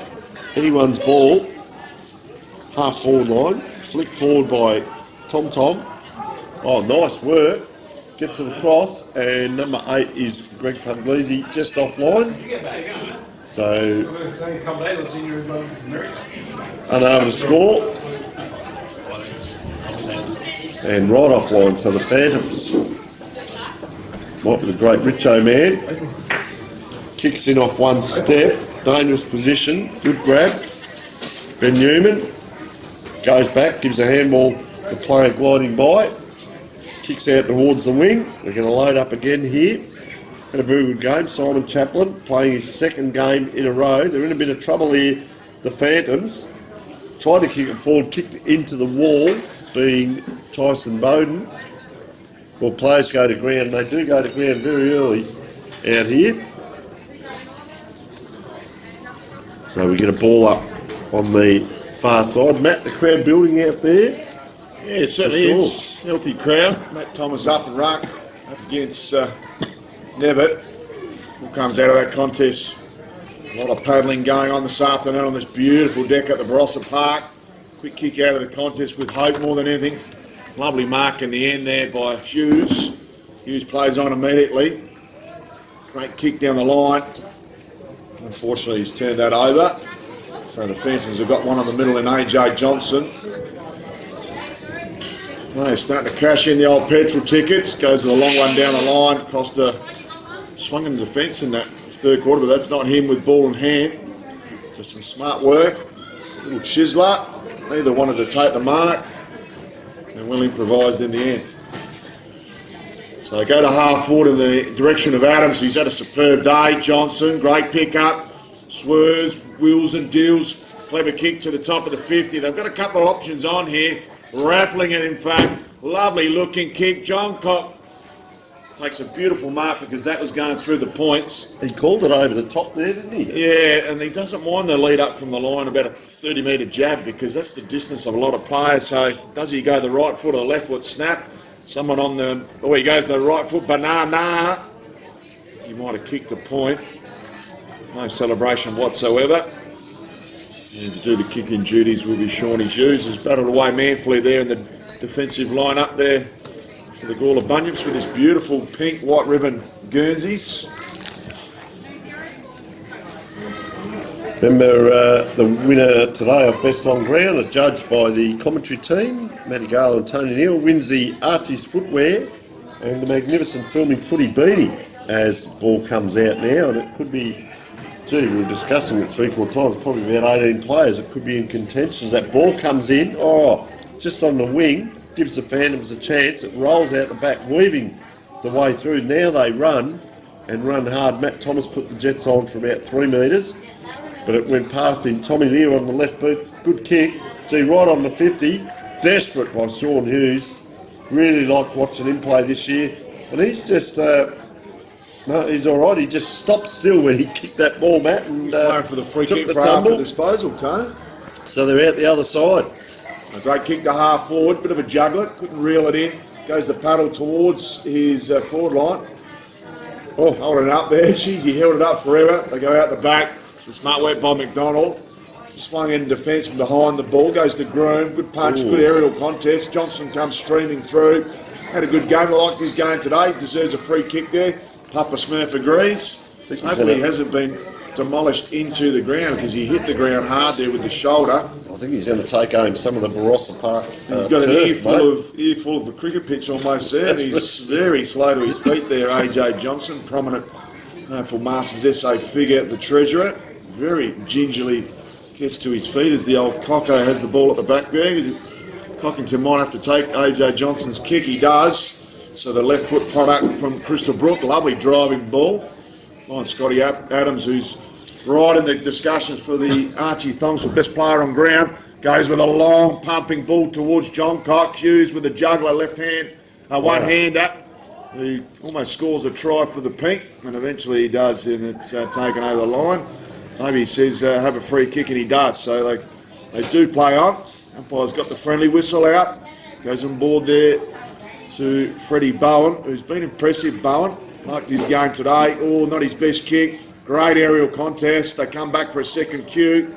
Good work in the middle by Groom. Eventually the Bunyips run away with this one. They've got 1.5 forward, but there's plenty of Phantoms here. And they do clear easily in the end. Tumble punt towards the wing in the direction of Thomas and Co. Will it stay in? Some good work there by Marty Thacker. That's a throw in anyone's left-hand throw with the left-hand pump, and he's actually fallen over his own shadow there, Marty Thacker. But he's gone down the line here, and that ball, that's the Benny Hughes 30 seconds of fame there, because that was some really ugly footy. Good call. The old petrol tickets have definitely been cashed in. Yeah, make something of nothing. That's what we say. That is the mantra. Dan Bentley. Gee, I'll tell you what, I've picked up the commentary and we've got a bit of action this time. So Matt Thomas, he's played a very good game. Have a look at that. He's left the ground as he kicked that. The old Hawthorn training drill of the 80s. Whatever foot you kick with, you land on. So you've got to leave the ground, and he's done it. And look at the opportunities here around the corner. Easy miss. Ben Newman, please. Couldn't quite get it done, but you see that at all levels of football, Matt. The goalposts are 7 metres apart, and all of a sudden you run in like that, and they close up to about 1 metre. So plays in from the kick-in duties. Oh, an ugly looking kick. And he'd love to have that opportunity again. Wow. Timmy Watts. He threw that out and just his foot chased it. So poor old Costa's got to stand the mark. And watch this one sail straight over his head, because that was an ugly kick. Come back with some interest, and Benny Newman gets a reprieve. So he has his second shot within a minute. Benny Newman, this time he gets the harder one from 35 straight out in front. He's finally kicked that one, because he should have gone back to the middle by now. He had that walking goal, went to the right hand post, but with the aid of the kick out, he's got a second opportunity. He's made it full. He's kicked the last 7 points. Last 7 points of the game, Matt. He has. He's had probably 2 of the last 5 kicks. I don't want to harp on that kick in, because he might be a new player to the game, that man, but it was unless the ball slipped, they sort of threw it out. The pink ball was very slippery out there when I touched it pre-game, but it's like he threw it out. Got and the extra gloss for the chased pink ball. You're right. Anyway, ball up in the middle. I keep saying that the amount of players, they're hungry, Matt, out there. This is the last quarter, probably 5 or so minutes in. There's another 2 players coming, but they all stand around that centre circle. They don't stand off it. They want to come in, get that ball out. Oh, player goes to ground early. Darren Riggs, not the first time we've seen that in Masters football. Drops the ground. Umpire gets it. Then Minosky, the great man. Keep talking, you're doing a good job. Former Ingle Farm great. Coming out and having a look around, and fantastic to see him down here. I'll find out who he's supporting soon. There's that ball on the far side, and they're looking good, the Phantoms, Matt. They go to left half forward, chip towards the top of the 50. Lair couldn't make the contest. All the umpires allowed it to go on, but clearly there was a mark to Lampshire. So Lampshire dishes off to Costa, comes around the back of the contest. Enjoyed his game as he's gone back. Do prefer him forward, but out of necessity he's gone back today, Johnny Costa. Quick little dribble along the ground. Pure weight of numbers here for the Bunyip. Does he go off the deck again? Great hit there. Excellent work by McNeil. This game I've seen Rob McNeil play. Good form ahead of the National Carnival's Guru. Goes through the heart of the Barossa Park Oval. Sensational bodywork by John Cock on a 1 out. Showed all of his class. He's got one on the square. He's an unselfish player, John Cock. Clever work. Oh, he's played on. He had the Joe the Goose there. And Shane Gilby will go back and have a shot. I'm surprised the umpire didn't call play on. He had the couple of steps there. And a bit of laughing in the background there by Linky, because he knew he'd played on. The umpire gave him the benefit of the doubt. Kicks from the top of the square. And he's missed. And the footy gods have frowned upon Shane Gilby. So straight through the middle of the points, and Johnny Costa will do the relieving kick-in duties. Costa's got one on short here in Gardner. Decides against Gardner. Still goes to the pocket. Direction of Riggs. Played well today, Riggs. Riggs has got Nevitt on. Oh, he goes in between Nevitt and Gardner. Great pick-up, exceptional pick-up. Goes his full 15, and he's gone the travel. Unlucky for some. Jesse McGowan just had a couple of extra steps than was allowed under the limitations. Great attack on the ball. That is beautiful work from Andy McDonald. Been close to the best man on the ground. So was Adams. He couldn't quite get it to him. But a lovely mark at the last second, uncontested. Great work. Lovely kick down the line. And easily sitting under that one there is Brad Salisbury. Salisbury plays on immediately. He goes back to our previous goal kicker, and Gilby. Gilby's got a couple on. Goes in the direction of Scotty Adams. Doesn't quite find his target. So they should play on. The no-look hand pass. Clever work. They clear out. Heading in the direction there of Puglisi. He's outnumbered severely. Salisbury plays on. Tumble kick inside forward 50. Clean bowls everyone. Fortuitous bounce, but Costa reads it best. Comes out to our broadcast side. A little chipper. And a lovely little mark there to Brown. Brown comes out towards his bench. Got an ample amount of space here. And picks it up beautifully. Holberton goes inboard. Unfortunately, slim pickings because McNeil mops up superbly. Oh, high kick too. It's close. Have a look at the interchange there. Thacker it is. Takes it. It was very close. And Jesse McGowan, he could have cleaned up 10 players in there, but taking the kick will be Riggsy. Oh, the double-handed drop if you don't mind, and number Been a ball up there. 7, David Quayle. Yeah, I thought about that. Unless it was the old one hand, one bounce, out of bounds sort of situation.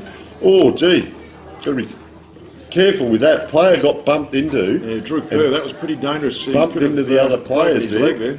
Richo, oh, geez, he's got speed, mate. Fair income. Have a look at that. Just sprinted away like Kathy Freeman like it was. Gold medal winning sprint. He just made a metre on his opponent so quickly there. He's going to bring it in. Make sure we're on air and have a look at that. The magnificent winery out the back. As a very picturesque ground. Umpire here about the ball up. Gee, they've got some height, haven't they, the Phantoms. They're out this time. Very well done. Wasn't that trusty left? Was that Sam Cook, perhaps? Got bowled over there. They're both back up, which is good to see. It'll be down on the wing here. This is Nathan Hoare. With that man of the mark, he's crept up about 8 metres from where they originated from to Groom. Groom plays on, lovely kick to Adams. He's got John Cock out the back. If you can get it onto him. He's got a long penetrating kick, goes in the direction of John Cock and centimetre perfect. How good was that? Scotty Adams, I hope he's playing for the State Masters team because his skills have been exceptional, as has John Cock's leading patterns. John Cock pointed there, and that kick was exceptional, Matt. And Love to see him put this through 3/4 of the way up the post, laconic nature, and he has pierced that straight through the middle. Lovely kick on goal by John Cock, exceptional talent. And the Phantoms have put on a pretty clinical display. They've got, I dare to say, at least 5 state players out there today that will be playing at the National Carnival. We'll get down to the presentations very, very shortly. We've got to give the Archies and the Beanie. I'll have to work out who we're going to give it to, Tone, because I think Scotty Adams has just firmed as the favourite there for the Archies and the Filming Footy Beanie. He's been prominent on that half-forward line. Can't be too long left in the opening game of this doubleheader. Atherstone and Happy Valley Vikings coming up next. Raggies versus the Vikings. A couple of brilliant clubs from the AFL Masters SA fraternity. Spoke with Tim Heath off air a short time ago in the 3rd quarter. President building very, very nicely ahead of the National Carnival. Quick kick out of the clearance. Where's Richardson? He's buying his time back there, Richardson. McDonald's been behind the ball in the second half. Clever kick towards McNeil. Oh, Parchon couldn't link up. There's still plenty of numbers here. And eventually it's held up right on the 50-metre arc here. He almost could have come through there, Rob McNeil, couldn't he? Like, you know, the old days we'd say let the player run towards goal, take it, but might have just been a metre away from the angle that we're on. Up it goes. Gee, hits inboard, hits the ground as well. A couple of players missing their boot. Saw that happen yesterday. Oh! Shrug over the top, a little bit of feeling out there. Going back to Andrew Groom, very neat player.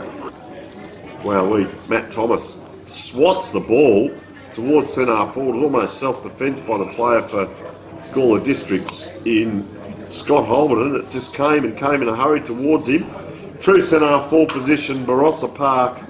The first game today, Gawler District versus the Phantoms. Play goes to ground. Quayle gets it out. They've been quite stoic down back. Nathan Hoare.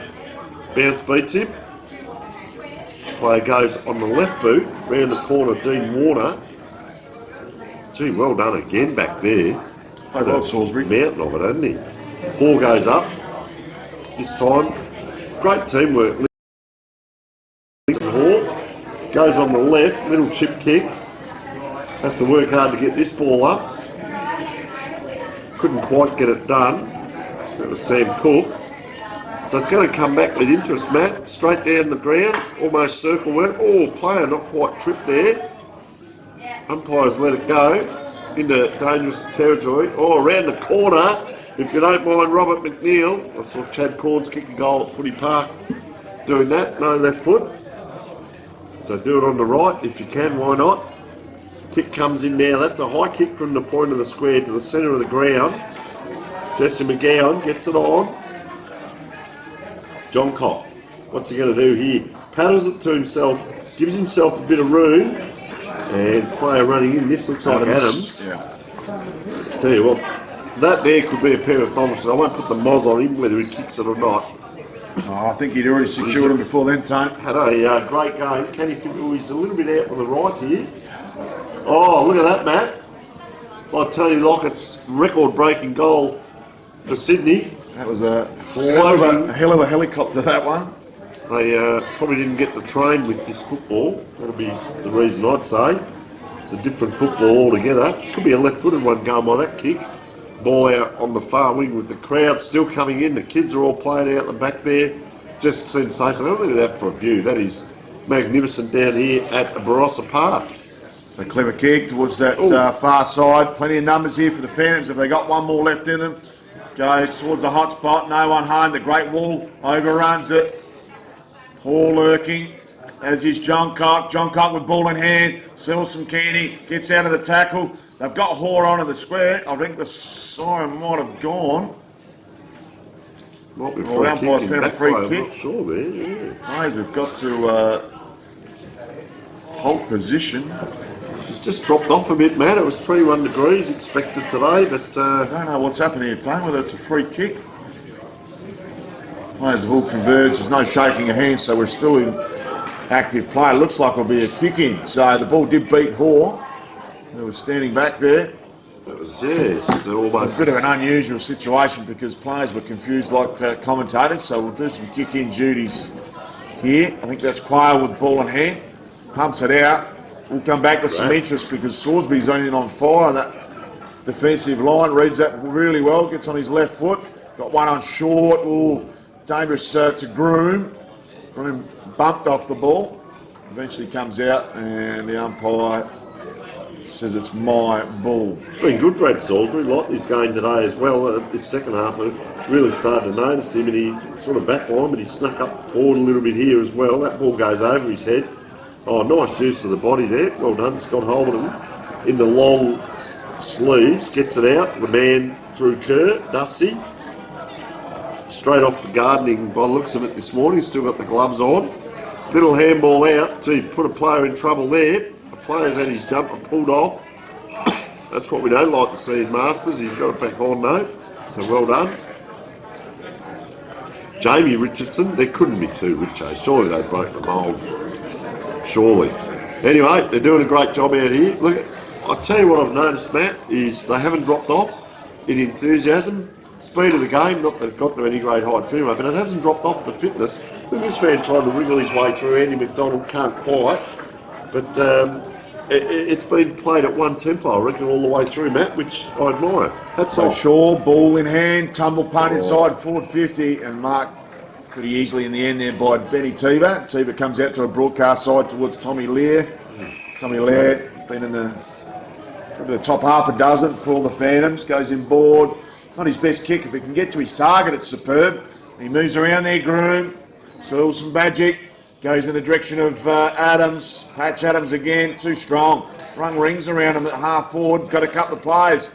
Left, right and centre if he wants. Does he go the long? Does he go the short? He goes to the pocket.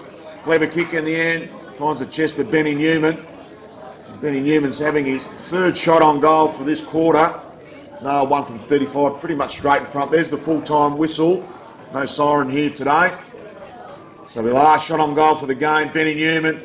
Difficult angle, goes the slicer straight through the middle and finishes off well with a goal. And that is all she wrote for the opening game between Gawler Districts and the Phantoms. I'll head down for a bit of a post-game presentation. No Benson and Hedges gold goblets for us, but we've got the beautiful Archies in the beanie. And we'll catch up with you very shortly, Tone. So thank you very much. Coming up very soon, Athelston and the Happy Valley Vikings. All right, well, we may just take a short break and let Matt get down. Be back with the presentations.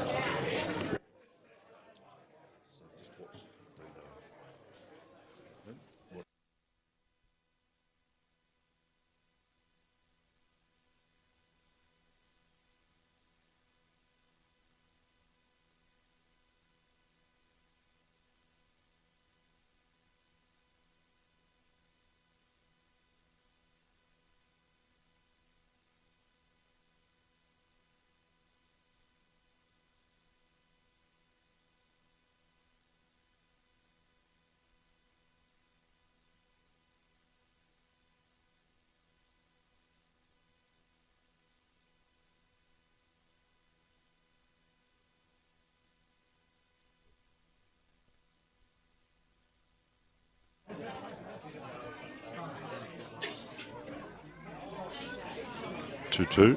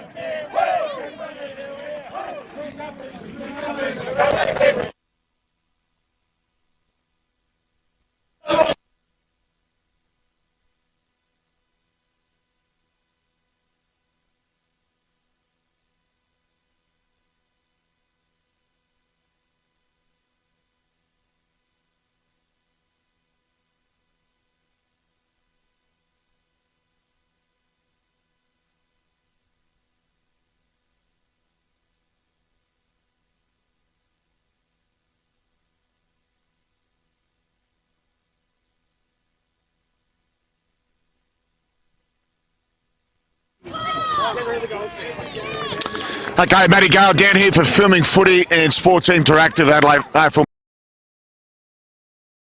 Good afternoon to present the Best on Ground Award, who will receive a pair of Archies and a beautifully well sought after Filming Footy and Dartfish penny. The Best on Ground today was Scotty Adams from the Phantoms. Scotty. Thanks, mate. Beautiful. Congratulations, mate. Fantastic effort by you. We love your clunking marks, your beautiful pumping balls inside forward 50. You had a few shots on goal as well. How'd you see it out there, mate? Yeah, thank you. First game in 15 weeks, so I was a bit heavy on the legs, to be honest. But no, I really enjoyed it. It was one of the most enjoyable games. Bunyips brought it. It was great tackling, great contested footy, a really, really good game of footy. So thanks, boys. Excellent. And a really good day that you put on as well. Thank you very much. We'll get Shuey back. Shuey did a tremendous job at the start of the game. Shuey, well done, great man.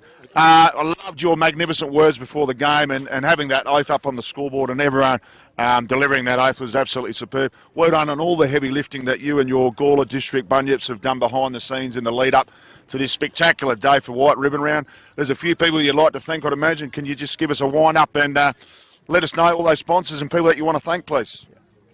Thank you. Yes, look, it's been a successful day.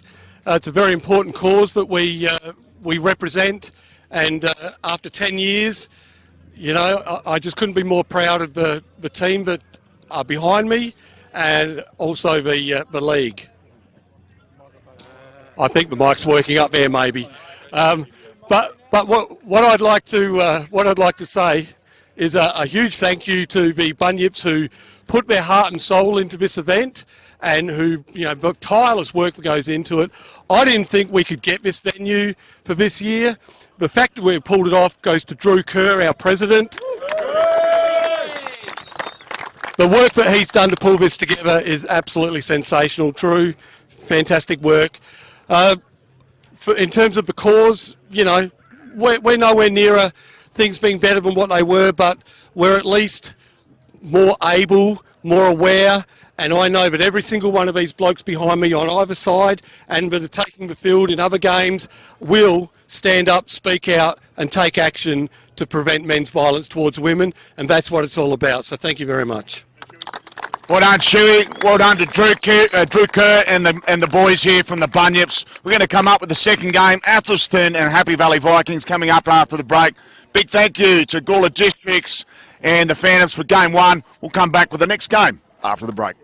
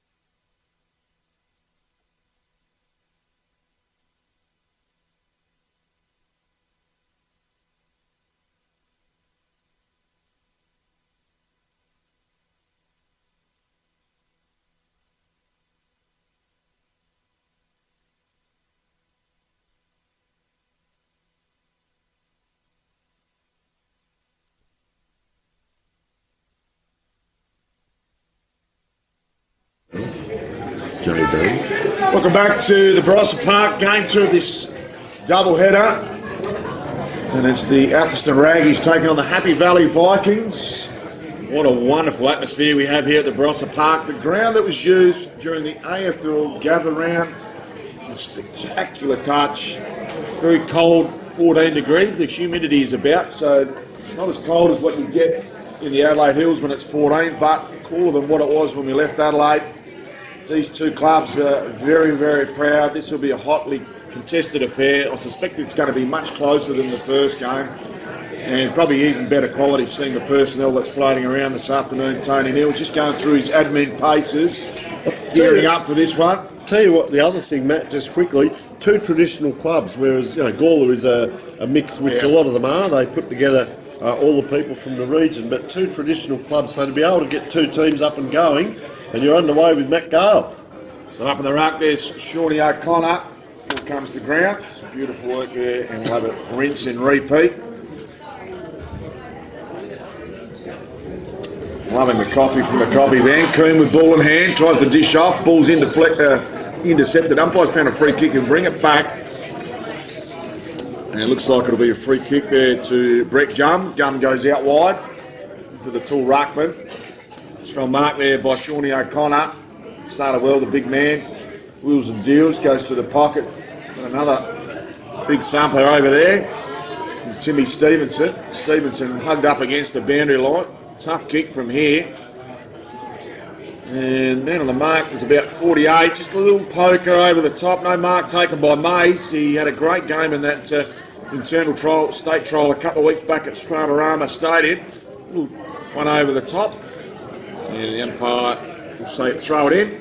Unfortunately, Nikolitsky's hand pass just couldn't link up with his Atherstone Raggies teammate.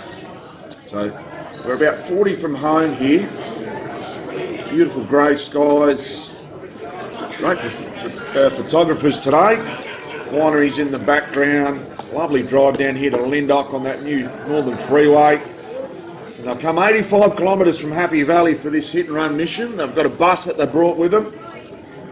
And they always bring a big contingent. Both sides have got a stack on the bench.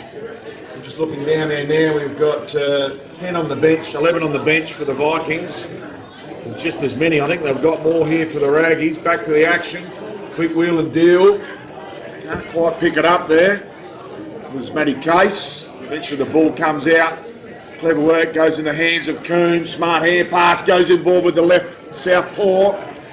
Geez, it's a heavy ball to pick up at the moment because there's such pressure on. Pressure meter already through the roof. Wheels and deals. That's some beautiful evasion skills into the middle. And that's an exceptional reading of that ball. Comes out towards Timmy Johnson. Johnson goes to the top of the 50. Lovely entry to Mays. He pays on. Goes one. He's got one out the back. It's a smart punching. Would have been Gagliardi, it is. Links up. Just needs to be composure. Ball is bouncing around. He goes off the ground. Couldn't quite get it to Evans. Some good work here by the Vikings. He's taken high. Player puts his hand up straight away. Like the basketball, I fouled him. It'll be a free kick to Jay Toole. South Australian over 45's representative last year in Perth. I think Jace is setting up the Darwin. Doesn't mind the dance floor. Gives it everything. Goes out the back and off hands of Gagliardi there for a minus score. Tony Gagliardi. I believe he's in the over 50s for the state team. Wonderful ambassador. No, it should be a ball up, so must have hit the behind post. Up in ruck here is Shawnee O'Connor again. Comes out the back. Oh, quick kick. Fortuitously in the front position. And the Raggies just trying to hold this one up through Schuster. Both teams, we don't have that number 12 there. Both teams quite desperate as we speak. So we'll chase these numbers up at quarter time as that ball goes over the top of Kevin Grant there. Chiseling kick, but it's straight back to Happy Valley. Jesse Bennett goes out wide. Gee, Byron Harrington looking a lot like Cameron McIntosh, who retired yesterday, isn't he? No, he hasn't retired. Just played his last game for your Richmond Tigers, and he might have come down to Happy Valley and played. He's a spitting image, and is that a grab? Look at that. I think he Over has. the He has top. grabbed that, but man in front is Craig Coon. Yeah, very good player, Craig Coon. Neat on that left boot. Running player, Luke Stewart. Streams through centre half forward. Great one-on-one battle back here. It's beaten everyone. It's a rolling ball. Oh, has he given it back to Athelston? It's come off. Touch And it Malcolm was Taylor, touched. the goal umpire, who did kick it off the ground. So some Wow. great honesty there by Mal. Now Johnson, no relation to the Malcolm Johnson, I think, who was... was it Mal Johnson, the famous Australian umpire? Oh, you're telling the story, Matt. I'll stay out of that one. Not sure, but ball back in play. Friendliest with umpires. So the Raggies will come back with some interest. Great evasion. Beautiful shot on goal. And unfortunately, Nikolitsky is to the left and will be brought back into play here by Leonard Carlier. Is it Charlier? No, we can't. Carlier. Leonard Carlier. And we'll come back with a bit more interest time because Nikolitsky's got it again. There's a couple of them out there today. Terry. Got the T-bone on the jersey. I like that. So, you can see the 50-metre line right there. Wanders in. He's going to have a look at it, Matt. He's going to have a look at it. And, that left to right got the better of him real quick. There's no real wind out there. No, there is. It's left to right. It is, because it's Two-goal advantage to the right there. So Camden McIntosh look-alike. He called him by his correct name when he turned around. We know his number. It is number 5, Byron Harrington. Gee, that's a dangerous kick. Towering grab over there. Mark by Matty Case. Isn't it ever? Oh, chips it in. Gee, that hung for a long time. Jesse Bennett getting plenty of it. Geez, he just decided to play on there in a pack. Not sure what happened there. They wheel around. Out the side, Steve Curls. 3 metres. Steve Curls, he goes back after it. Look at the space here for Athelston. This time a little bit closer. Oh, he almost runs in and gets caught from behind. Sean O'Connor. And they're going to clear. He's getting plenty of it. Dude, I'll tell you what, the players are putting the ball back into where there's trouble, Matt. There it is again. She's turnover city out there, Tone. Great mark at the top of the 50 with the intercept. Plays on with that pink ball, given him eternity. Has the bounce. Goes the double hand. He's got one on the pocket. Lovely mark. Gee whiz. And Nikolitsky has been on fire early doors.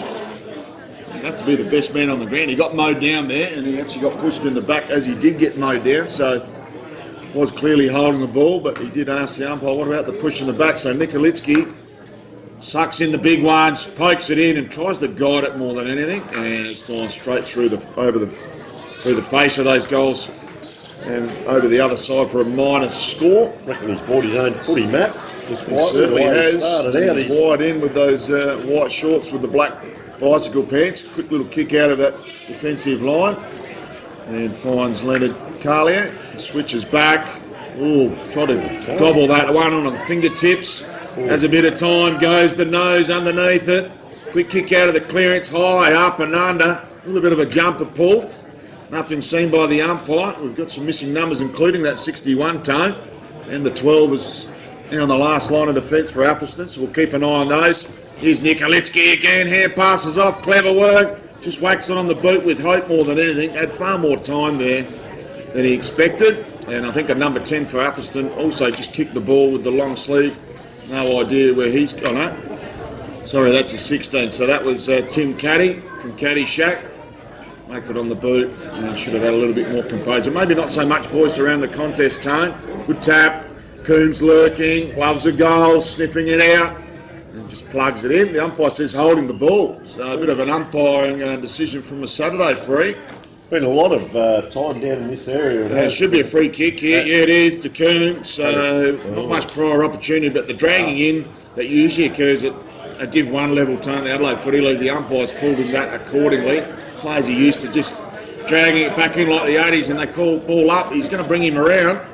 Now, Coon, left foot, should nail this easily and does. So the Coon Dogs off to a flyer, as are the Raggies.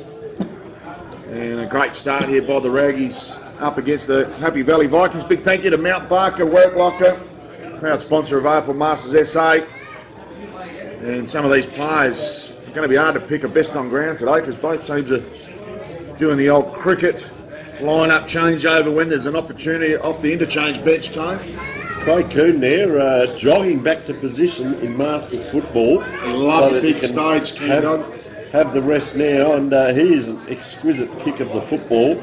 So they've got 2 free behind the ball, both teams here, so this will be interesting. One Atherstone player has gone in. This will be anyone's. A player off the wing. That's a fair kick by any imagination. Great spot to centre forward, and that is ferocious in there. Up and down. Handball out by Coombe. Gives teammate the advantage. And he's slotted. Yeah, great goal. I'll tell you what, he has. Yeah. That was Kevin Grant who got the goal, and that pink ball, not quite a screwy. We'll come back very quickly. And here come the interchange, Matt. The migrating wildebeest. There, it is just mayhem. There are players everywhere here. There is our best Tony player. Gagliardi's just changed with his brother Paddy. So the whole defence is basically an after forward line swapped out and after midfield. But Watch for Bosco coming in. Now I was going to say there's 4 in the middle, so he has to get to the wing on the other side. Jay Dunn, number 45 here in front of us, he just sneakily snuck onto the wing on this side, so he had the lesser distance to run. back to the middle. Coon gets the clearance. Great tap on. Go back to the hot spot. Leave a little hand pass. They're queuing up Athelston. Kicking an awkward position for the forward. Both players overrun it. Plenty of time to get that one back. Goes the chipper to the pocket. Clean bowls everyone. Doesn't go through. There's a would-be goal umpire behind the fence, and it's touched according to the central umpire, and they play on immediately through the kick out. Well, number 4 there, that we haven't got a number 4 as well. Oh yes, we have Shane Drew. He liked it. Just must have been right on the line. Oh, handball tries to come back in. Bit of trouble here for Happy Valley, and that's a dangerous kick. Coombe again lines up on the left boot. Oh, playing in front. Well done by the Happy Valley player. Could be Tony Archer, 68. Oh, geez, they're running around here a bit. Player in yellow boots. I love a bit of flash and flare. Gee, that's good running out of the back line. That won't last today, I can guarantee you that. But look good in the first quarter. Doesn't matter which team it is. They just can't sustain that effort, surely. It's Masters football, please. Coombe again. Matt Gale, he has bought his own football. This time we wrap him up and it's a floater. Didn't worry the wind trajectory there. Hand pass there. Quick chiselling ball out. Look at the numbers around this. There is the rolling ball. Someone get a touchdown, please. Oh, the big body went in. This is going to bounce. Last man in line. Oh, he tries to turn around. Give to a teammate. Wowee. That's smart work by Malcolm Taylor there. Wowee. Contest. Yeah. 28 for Athelston is another number we haven't got, but tried hard there. You've got to get the cricket team, the rest of the cricket team on the bench, can't. So, out it comes. This time, Happy Valley, they handball to a player That standing was a throw. still. Yeah, he did throw that. I think he just forgot where he was. Marcus Schuster ended up with the ball in his hand. Yeah, poor Tony Archer. Get I away. just think he just hand passed that one and threw it out. A bit of a crow throw. Might be his first game, but unaware of what was around him. It'll be a free kick there to the unknown 28. And that's a good throw to me, Matt, because we haven't got a jumper number for 28. He hasn't made the distance. Oh, there's the It's off Falcon head. and the Benny Hill music. Is that an own goal where you header it There's through? a Falcon off Michael Fleet's head there. And there was a woo. ping pong machine. Chucked the 20 cents in for the ping pong. So Byron Harrington gets it out that far side. They're having trouble getting forward from here. Happy Valley, it comes in again. Where's Coon? He was next to that with the handball. Gee, talk about kick to the fat side, and I'm talking football. Jay Dunn, a little bit of work to do. Happy Valley player today, almost a basketball type bounce there. Good size Jesse Bennett and getting plenty of it. As we get a ball up, as is the rules, for the umpire, just throws a half loop.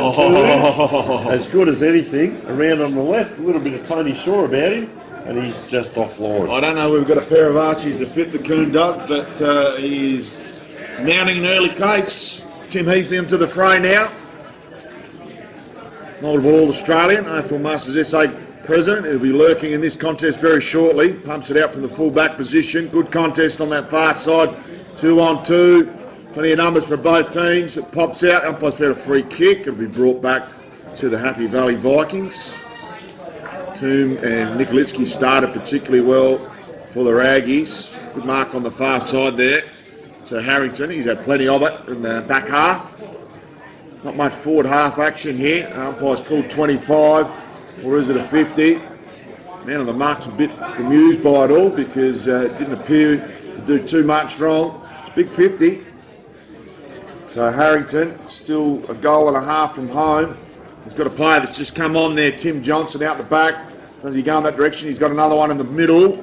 Goes in the direction of Shawnee O'Connor, couldn't take the mark, has time to recover, goes off the deck. Clever kick in the end, but intercepted well. There's Lucas Stewart, been in great touch this season, not his best kick, and he's turned it over straight back to Harrington. He's been the best for the Vikings thus far. Might be beyond his range here. He's got one on the pocket, goes there. Not going to make his intended target. Terrible bounce, Gagliardi. Old Paddy's son kicks along the ground there. Well picked up. Smart work. They go the 1-2. A stack of numbers on that far side here for the Raggies. They link up well with a series of hand passes. Deflected ball, ends up with Coombe. Has plenty of time. Who does he size up? He goes straight to the half-forward flank there. Bit of a juggler, couldn't take the mark. Tim Heath in the action, strong tackling by him, comes out to Harrington. Goes the ice cream scoop, hand pass into the middle, just wants to get it out of there. They muck around with it, but they should clear. Some excellent work in the end. They go to a 2-on-1. Fortuitously, it lands in the lap of Timmy Johnson. Needs to push off his mark and does. He's got one at the top of the 50. Beautiful kick. And goes to the long sleeves there of Brenton Holmes. Holmes goes to the pocket and a good mark. And almost uncontested in the end. Paddy Gagliardi just tries to improvise, but he was out of that contest from a long way back. It'll be a shot on goal. And man on the mark, Paddy Gagliardi's 20 from home. Just trying to pick up this forward. Has not turned around since he's had the ball in hand. Deliberate approach. Enters the tarmac. I don't think it's Mays. Got a lovely build up and slots through the first for the Happy Valley Vikings. They'll be delighted with that because they haven't had much pill down there thus far. And a great goal in the end. And a team lifting goal, one would hope. So that might be Shawnee O'Connor that's done the damage, floated forward out of the ruck. And it is him. So Shawnee O'Connor doing a lot of heavy lifting here for the Vikings. And he's not only gone from the ruck, he's gone back to centre half back, straight to Tim Heath, the from us as SA president, and says, no one came with me. Where were you blokes? Now back to the middle, good tap. Neither side going in the ascendancy, but it is Coombe streams out of the contest with a bit of a helicopter, goes to true centre half forward.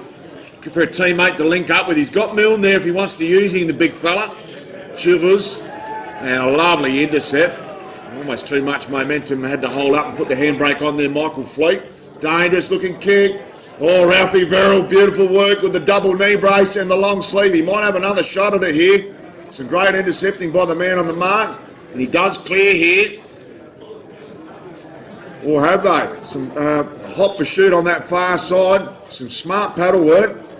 Two long sleeves at it. They do clear Happy Valley. Clever kick inside, forward 50 to a 1-on-1. Some strong bodies there on that far side. Clever work. Excellent work by Matty Hay. Can't quite find his forward target. And they're away there, Vraggy. So a real open encounter. Love this open play from both teams. Nikolitsky has a secondary bounce from the 1-2. Strong mark there by Tim Heath. Eventually is paid. Bit of an arm chop in the end. Just to go and pick up his own ball. O'Connor, that's 25 every day of the week. Too much time wasting from mine and the umpire. He'll give him the 50, and I think he'll give him an opportunity to have a shot on goal. Because Tim Heath gives Shawnee O'Connor the clap. And that's almost 75 metres there for Tim Heath. Gave the He's within range. With that kick that came in, Michael Flett got there with a late spoil. But so man on the mark is 38 from home. Tim Heath has gone around that man on the mark. He's already gained a little bit of ascendancy. Umpire not looking at it at all. He's gone the 9 iron there. Tim Heath goes to the top of the square. No mark taken. They've still got numbers. Ralphie Verrill, right foot snapper, beauty. Geez, have a look at him. And he's snapped the double knee brace. Absolutely loved it. And that's a great goal there by Ralphie Verrill. Winds back the clock and had the mosquito fleet there. And Ralphie just said, I'll take this one, lads. And a classy finish by Ralphie Verrill. A little bit of undisciplined work allowing Tim Heath to get the 70-metre, 50-metre penalty. Been a great watch this game so far, Tone. And big thanks to Work Locker at Mount Barker, Andrew Bailey and the crew there. I've taken all of the orders. They've all been processed for the National Carnival. Oh, Matt. It's going to be a huge, magnificent. Did you 9-day carnival? Tight fitting one, mate. Show the rig. So ball in the middle now. Athelston, 3 players run forward.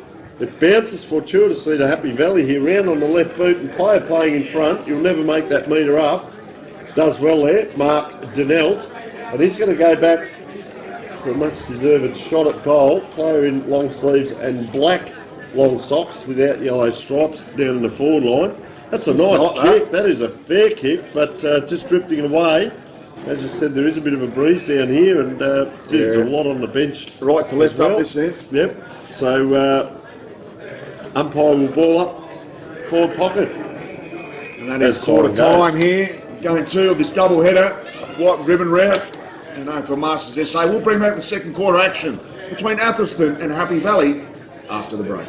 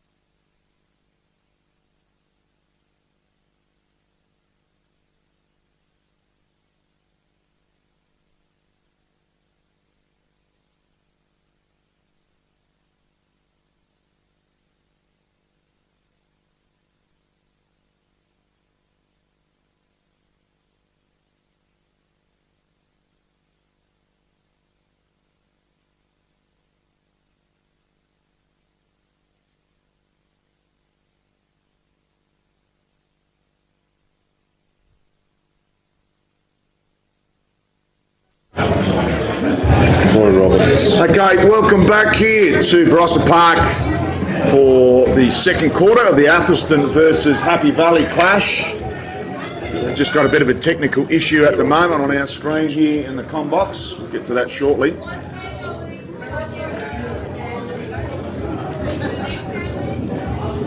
So might have a little technical issue your end. Hopefully it's not the same as us because we've gone blankety blanks at the moment. Second quarter action just about to get underway.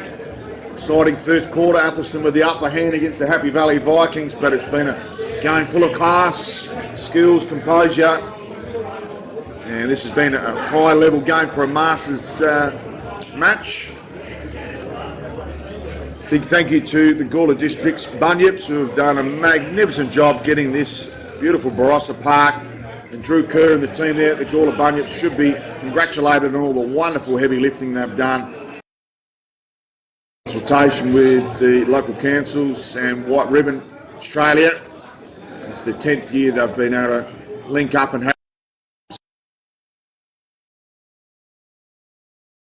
start. Good punch from Gagliardi, couldn't connect the way he would have liked, couldn't clear with it. Needed that golden fist. He takes that player down there, Gagliardi. And Jason Hall, the umpire, says play on. We'll apologise if there is some technical difficulties your end. Okay. Well, that's good to hear Tone Lake. Tone Lake with the funky Cole Medina from the 80s. O'Connor up in the rack, couldn't get the tap. Smart work there, and it'll be a free kick to Lukey Stewart for a trip. All spotted by the umpire right in the thick of the action. Had a great start, the umpies. All clever kick, but intercepted superbly. And well done by Michael Fleet. Goes back inside 450. A bit of a juggle, but Lukey Stewart just mops up superbly. Bit of a mung of a kick. Goes out towards the wing there. Side in front of the Sportal scoreboard. Some good work here by the press of the Happy Valley. Fleet again. Just pops one out. Oh, lovely hand pass. They're linking up well. Ended up going in the hands of Brett Gum. Goes to Jace Hall. He's too far out to score. He's 48 from home. I don't think he's got this kick in. He's got a lead up target. Goes to the pocket. And well weighted, beautiful kick. Couldn't take it. And a drop what could be considered a sitter there, Mark Denelt. And we'll have a ball up about 20 metres from home here for Happy Valley. Ball has spent its entirety in their forward half thus far, Tone. Player just limping off here in front of us, Matt. He doesn't look too flash there. That is big number 61. I spent all that time going down to get his number, and how dare he's come off, Dan Crawford. So, ball just bobbling around. Umpire's paid a free kick. And Happy Valley in that half forward line area. The player just probably a little bit too far back here. So Brett Gum, gee, looks inside. Oh, gee, the big jukes went up, and good tentacles there by number 3 to punch that ball out. Oh, kick out there by Damon Joseph, and that will be out of bounds. You can't fool the umpire. That is Anton Pipicella giving it back to Matt Case. Oh, high kick in by Case. They all fly. Pardon me. They're set up well here, Happy Valley, across the back line. Just that one kick out. Not the scoring end down this end. Half moon throw up around the corner. Snap! Oh! Exciting. Doesn't quite get there. David Evans, by the looks of it, gets it across the line, and that looks like It's only Gagliardi to do the kicking duties. Gagliardi goes to the pocket. Lovely kick to Luke Stewart. Been exceptional on the half-back line and through the middle throughout the season. Got a longer option on. Goes to that ricochet ball. Great deflection. Jace Hall straight through him. Clean bolt. Comes through with the Macintosh approach. Drifts off the pack. Lovely mark by Zali. they are peppering, Matt. They are peppering. Been a good start here by the Vikings. Goes to the hot spot. Clever kick. Over comes all runners, including O'Connor out the back. Big man trying to get it out. Ends up nutmegging O'Connor. The umpire calls my ball. We'll have a ball up about 15 from home here for the Vikings, trying to get the first goal of this second quarter. Putting a mountain of work. They've had it down there. They have. Comes out a kick, goes back in their efforts thus far. Oh, lovely work. And has time to size up. Goes straight through the middle of the points there. Unfortunately, was Michael Fleet.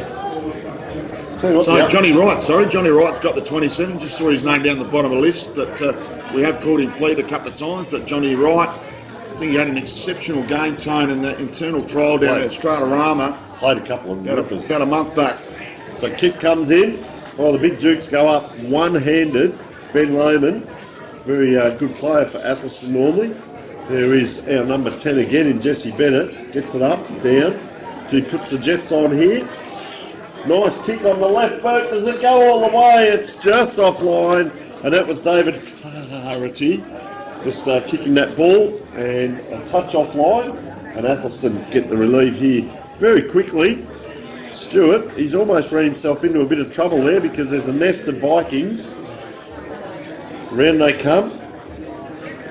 Quick, up the toes. Another quick kick in. That's better. Puts it to the player. Big fella just takes a normal chest mark.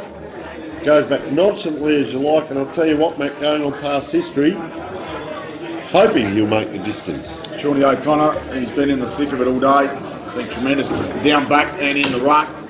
He'll have a much deserved shot on goal, Tone. So, lining up. Probably kick. Pardon me. 25 out. Should have no problems, the big fella. I'll tell you what I love here too, Matt, the size of these goalposts here. That's gone 3/4 of the way up. Well, they're AFL quality, they have to That's be. it. I'd like to welcome to our commentary box Dan Way from the Happy Valley Vikings. Thanks for joining us, Dan. No worries, boys. Not suiting up today? No. Not driving the bus, I hope? No, not driving the bus. I had a couple of beers on the way up, so on the way up? Definitely not driving. Well, I'm not playing, so figured I'd make the most of the situation. So I'm one of those guys that as soon as I step over that white line, I break something. So okay. We're sitting this one out today. I did see a few of the lads from both teams. The pre-game snack was a burger, meal of choice. But how are they enjoying the mateship and just getting together on the odd Wednesday night? Yeah, really good actually. So that's essentially one of the biggest reasons why we put this team together a few years ago. So this is our 4th year in the comp, and it's a lot of the guys are jumping on board this year because of the camaraderie more than the football, I think. So seem to really put a lot from it. So it's really, really good. And just an interesting one, 2 standalone clubs. So it's not a whole regional league that you're trying to put together here, it's just a club. So I know Happy Valley had a lot of premierships in the past, and I was lucky to be there in 2012 with Matty Dent, when Matty got across the line as well. But for players to come back, they don't necessarily have to be Happy Valley players to come back and have a kick. We've got some guys that have come over from the hills. And when we established as well, we had some guys that came from some existing teams that mostly fathers of junior players, coaches around the club. So they were playing for other teams just to get a kick. And then when we established our Masters side, they obviously wanted to sort of wear the colours as well. So you recruited? Yeah. Wow. Free kick to Mark Donnell from 15 metres out. That was enough. Infringement, I think, and not sure what it was for because the umpire threw out the ball and it was well away from Donnell. Not sure there was any holding on whatsoever, so I'm not sure what happened, but Donnell will lick his lips for a goal. Dan Way, the club's actually flying at the moment. You've got a stack of players, you've got a cricket team on the bench. They're actually Happy Valley A-grade team in the Southern Leagues on top. September bound. The place is absolutely flying. We love travelling down there for away games. There's a good injection of talent into the South Australian national team that'll play at the Masters National Carnival in Darwin.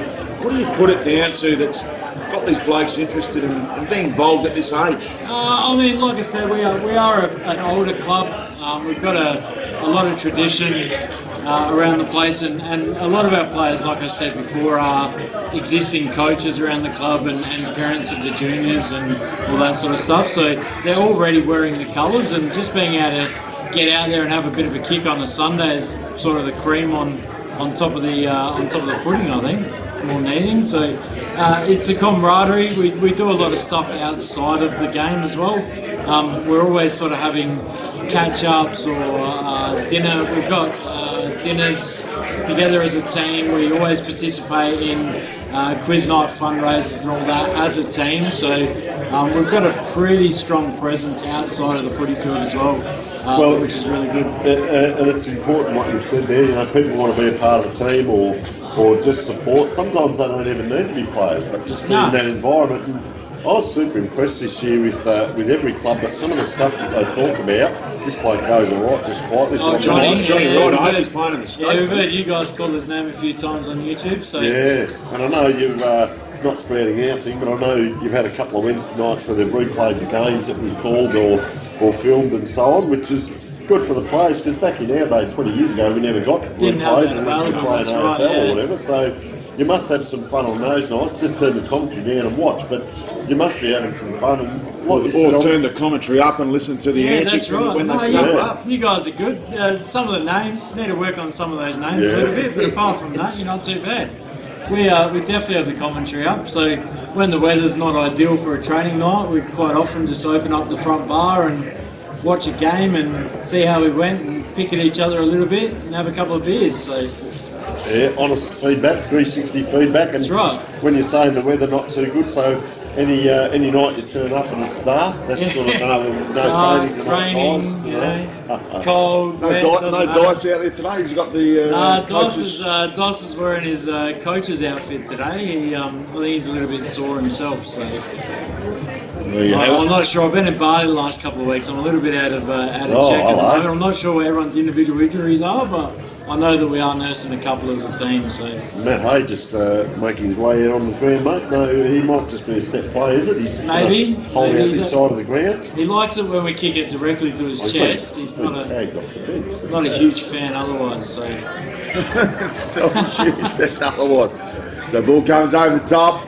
Cagliari, he's wrapped up immediately, or on the 50-metre arc. A lot of players here on the bench calling for interchange from the Athelston team, and lo and behold, the one Happy Valley player is the one coming off. So that was interesting. Got some talent on the bench, the Athelston boys, as has Happy Valley. Yeah, I think they're probably the one club in the Masters of SA that's probably got more players than us usually. So McCoon goes out that far side, drilling ball, lovely kick. Players coming off the field, maybe got caught on that interchange, and Johnny Wright just brought his own footy this afternoon, as he did in the state trial back at Stratorama. And that's holding on too long every day of the week, but the umpires allowed that to go on. Quick kick, no mark taken. Clever mopping up, he's pulled off the ball. Umpire again puts the whistle away, a jumping attempt tackle. Johnny Wright should eventually get this ball over, put a mountain of pressure on. Still in play. 1 on 3, 1 on 4. The Vikings are there in force. Quick kick out of the contest. They should clear through. Oh, they do eventually. Some clever work. Drilling ball into the heart of the Barossa Park. Needs the cavalry to arrive here. Eventually they do. Got one over the top. Breaks the tackle eventually. And look at that. Fortuitously, two blokes on the forward flank. Got a little popper over the top there. There's two at the top of the 50. Goes a little bit longer. Ooh. And superbly marked on that last line of defence to Lukey Stewart. Just a quick one too, Dan. Number 5 out there, Byron Harrington. He's got the orange boots on, and he is a clone of Camden McIntosh, just running behind the umpire there. Any chance we can get either a yellow or a black headband on him in the second half? Because we thought he's a clone of McIntosh, who played his last game yesterday. Just as we speak, it heads in that direction. I reckon I might be able to put a white ribbon, bit of tape around his head if we if I can catch him during the break, maybe. Movement patterns as well. As Happy Valley player, quick interchange there, and that was Marcus Schlester, and also for Raggy. So dual interchange. Starting to come on. 36 is not Scott Salisbury from behind. It's Justin Gravy at that one, and he's gone on for Matty Case. So. Very good. So ball on the half-back flank here. A little bit of indecision. There's not a switch on. So they come down the ground. Geez, straight to Athelston. Played in Athelston's hands there. Little chip kick. 50-50. Gives the one sole player for Happy Valley the opportunity. Got it across. Well done by Sam Moore. So Johnny Wright on that far wing, true centre wing, far side. Not his best kick. Ooh, still kept in. Umpire's called play on. Oh, great smother. Second efforts were superb. He's got one over the top. Wheels and deals around him as well. Tumble old kick towards the top of the Harrington pushed 50. in the back Okay, there. so free upfield. They're playing immediately. They've got Jay Dunn on. Oh, kind bounce. Jay Dunn, wheels, deals, great composure. Geez, that's a brilliant kick from Jay Dunn to Nikolitsky. Pops one over the top. Great build up here by Athelston. Could have been raffled off with Tim Heath. And eventually the ball lands on the lap of Mick Stone. He's going to have a shot on goal. Been on the mark 30 from home. Umpire just gives him a little bit of friendly advice to come around a step. Not that it's going to make any difference. Lines up and drills that straight through the high diddle for full points. That's the first goal for the quarter for Athelston because the ball has been in the forward half of the Happy Valley Vikings for the majority of the quarter. Been a great and thrilling quarter tone with Dan Way in our coach's commentator's box from the Happy Valley Vikings. Good work by Jay Dunn out there on that far side, but everyone was sweeping forward and he turned and just came back inside, so they do well there. I'd suggest you've probably got, we won't throw anyone under the bus, but you've probably got a couple of characters, so to speak, in your team. What do you think the bus trip home will be like? I think we're going to have dinner after this too, so at the pub, so I think the bus trip home from there will definitely be entertaining. That's to great. say the least. I see the Sandy Creek Hotel's up for sale, so I don't think it'll be there. How far will they travel before they stop for a meal? We're just going to Gawler. We've booked a table of 30 odd, so fantastic. there's only so many places that can accommodate that one, unfortunately. Yeah, fantastic. As they come out here, Athelston, that's a nice kick in. Player in the yellow boots, stood back, looked flashy, did well. Up and down, just a paddle out there. Happy Valley player first the ball, gives it out.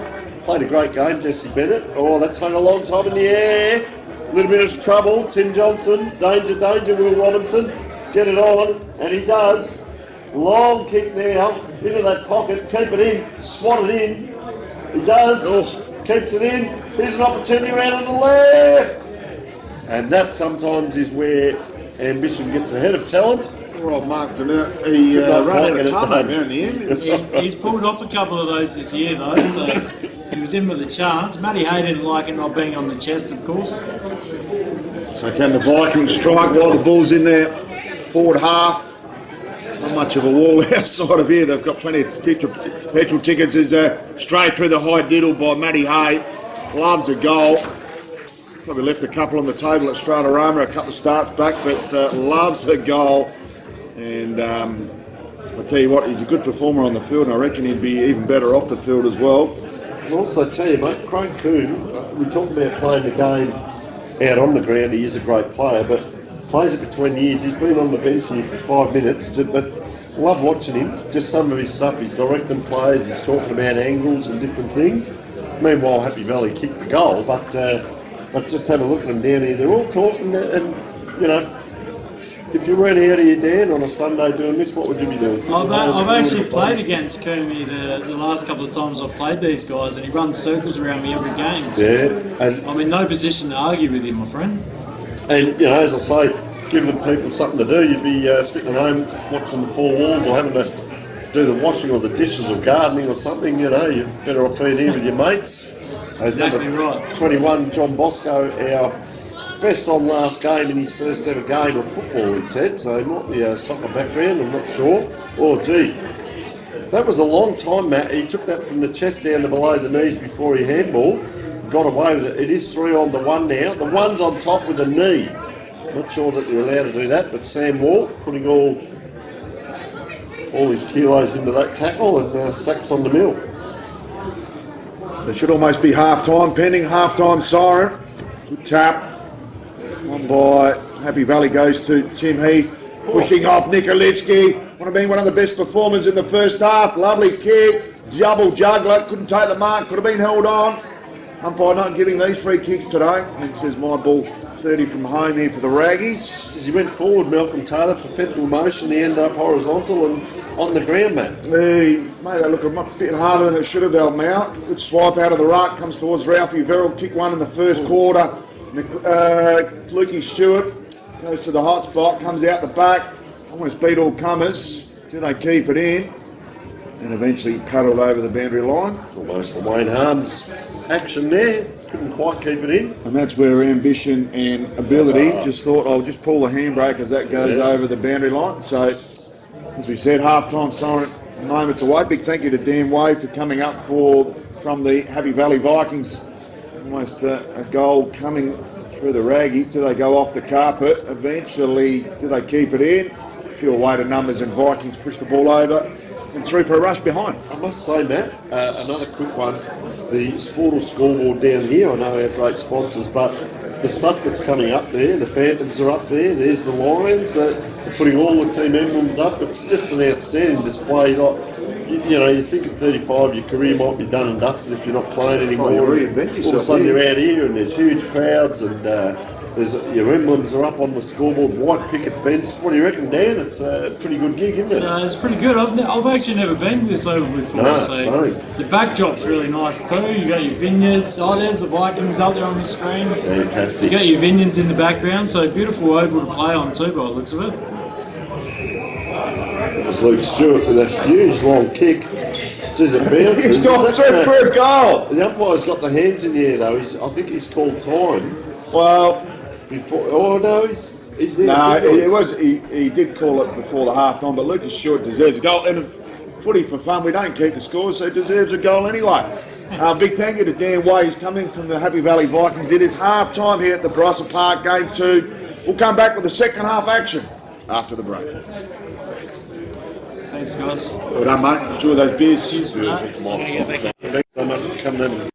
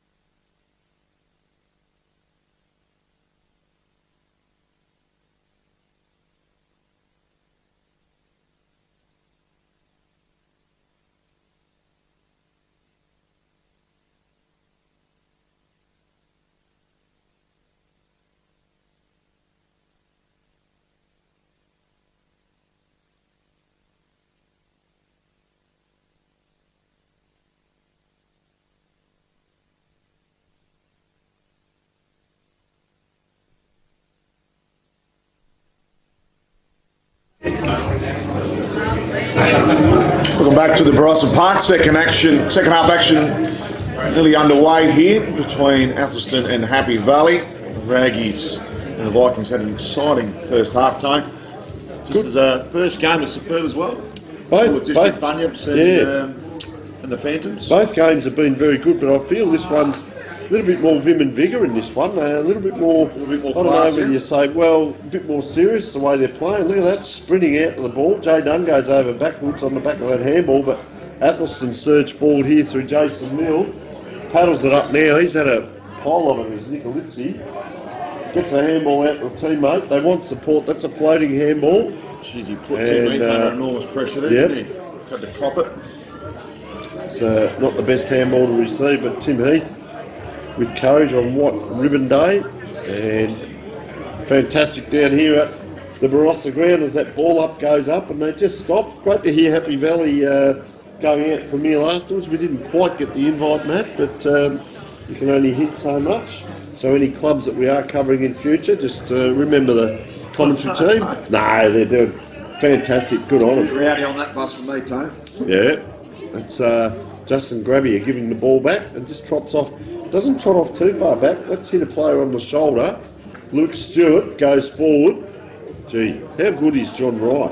Johnny Wright has been running around like an unregistered dog out there. No one's gone anywhere near him in this game. Goes straight towards O'Connor. The two big men fly. Plenty of coverage back here. Ball is smothered. Goes in the direction of Jay Dunn. Been asked to play on because that was a touch ball. Lucas Stewart couldn't quite get amongst the action there. He was tripped as he went in. O'Connor sits under it.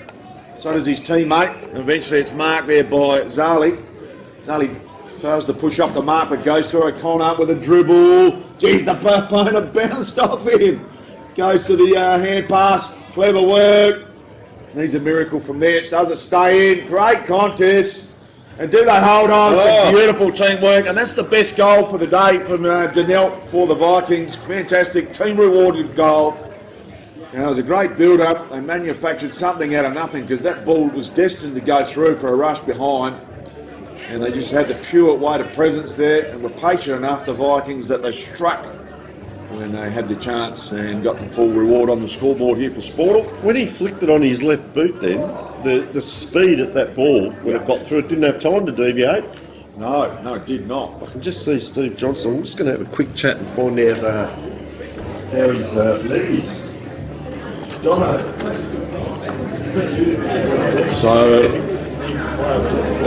Lomond into the ruck. So Lomond into the ruck against Wright. I'm not sure if he was the intended ruckman there because O'Connor was in there. Johnny Wright ended up having to take the ruck. He's done a bit of everything, Johnny Wright. He's definitely the plugger. Fills the holes that are existed within the team. Ends up going up by himself this time. There the ruckman went with him. And Wright and O'Connor stood down.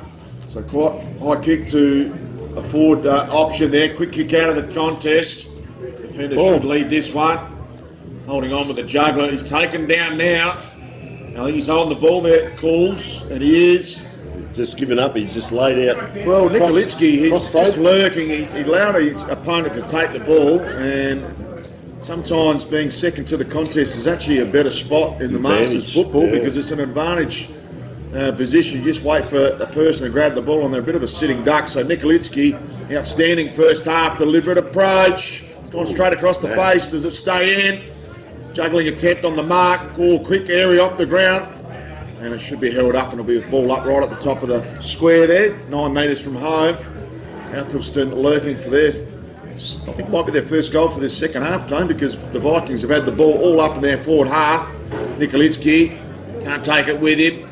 A mountain of pressure being applied from both teams. The pressure meter's certainly up. Here's that man, Johnny Wright again. Geez, he's slippery. Evades 2 tacklers. Goes to the wing. Looking for Hay. Awkward bounce. He manages to get in the right position. They've got one out wide. Bit of a flick hand pass. It should come back to Hay. About to get mowed down.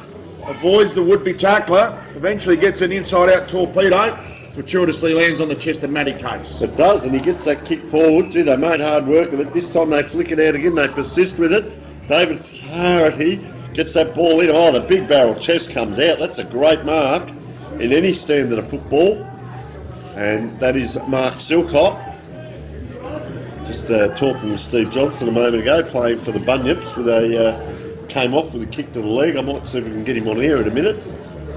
But Silcock just, Matt, 2 steps and in it goes. Oh, a player at the back tries to. Coombe lurking, couldn't quite. Jay Dunn scoops it up. Just silky smooth by Dunn.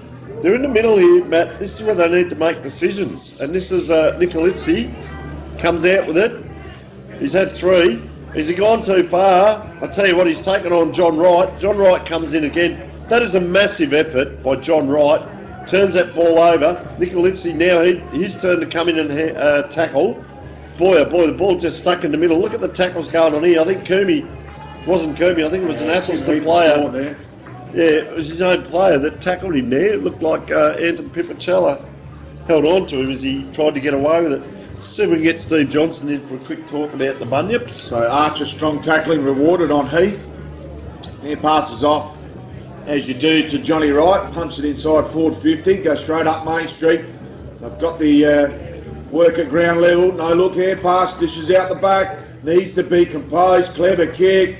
Goal coming up for the Vikings to Hay. Just a little popper to the top of the square. And a great mark in the end to Sarley, who's just pushed forward with the fly of the play.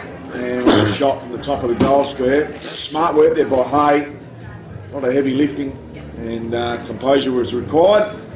And another team lifting goal here for the Vikings. It's been pretty even encounter. And just pokes that through with a little helicopter. And all clear, says the umpire. And another goal here to the Vikings.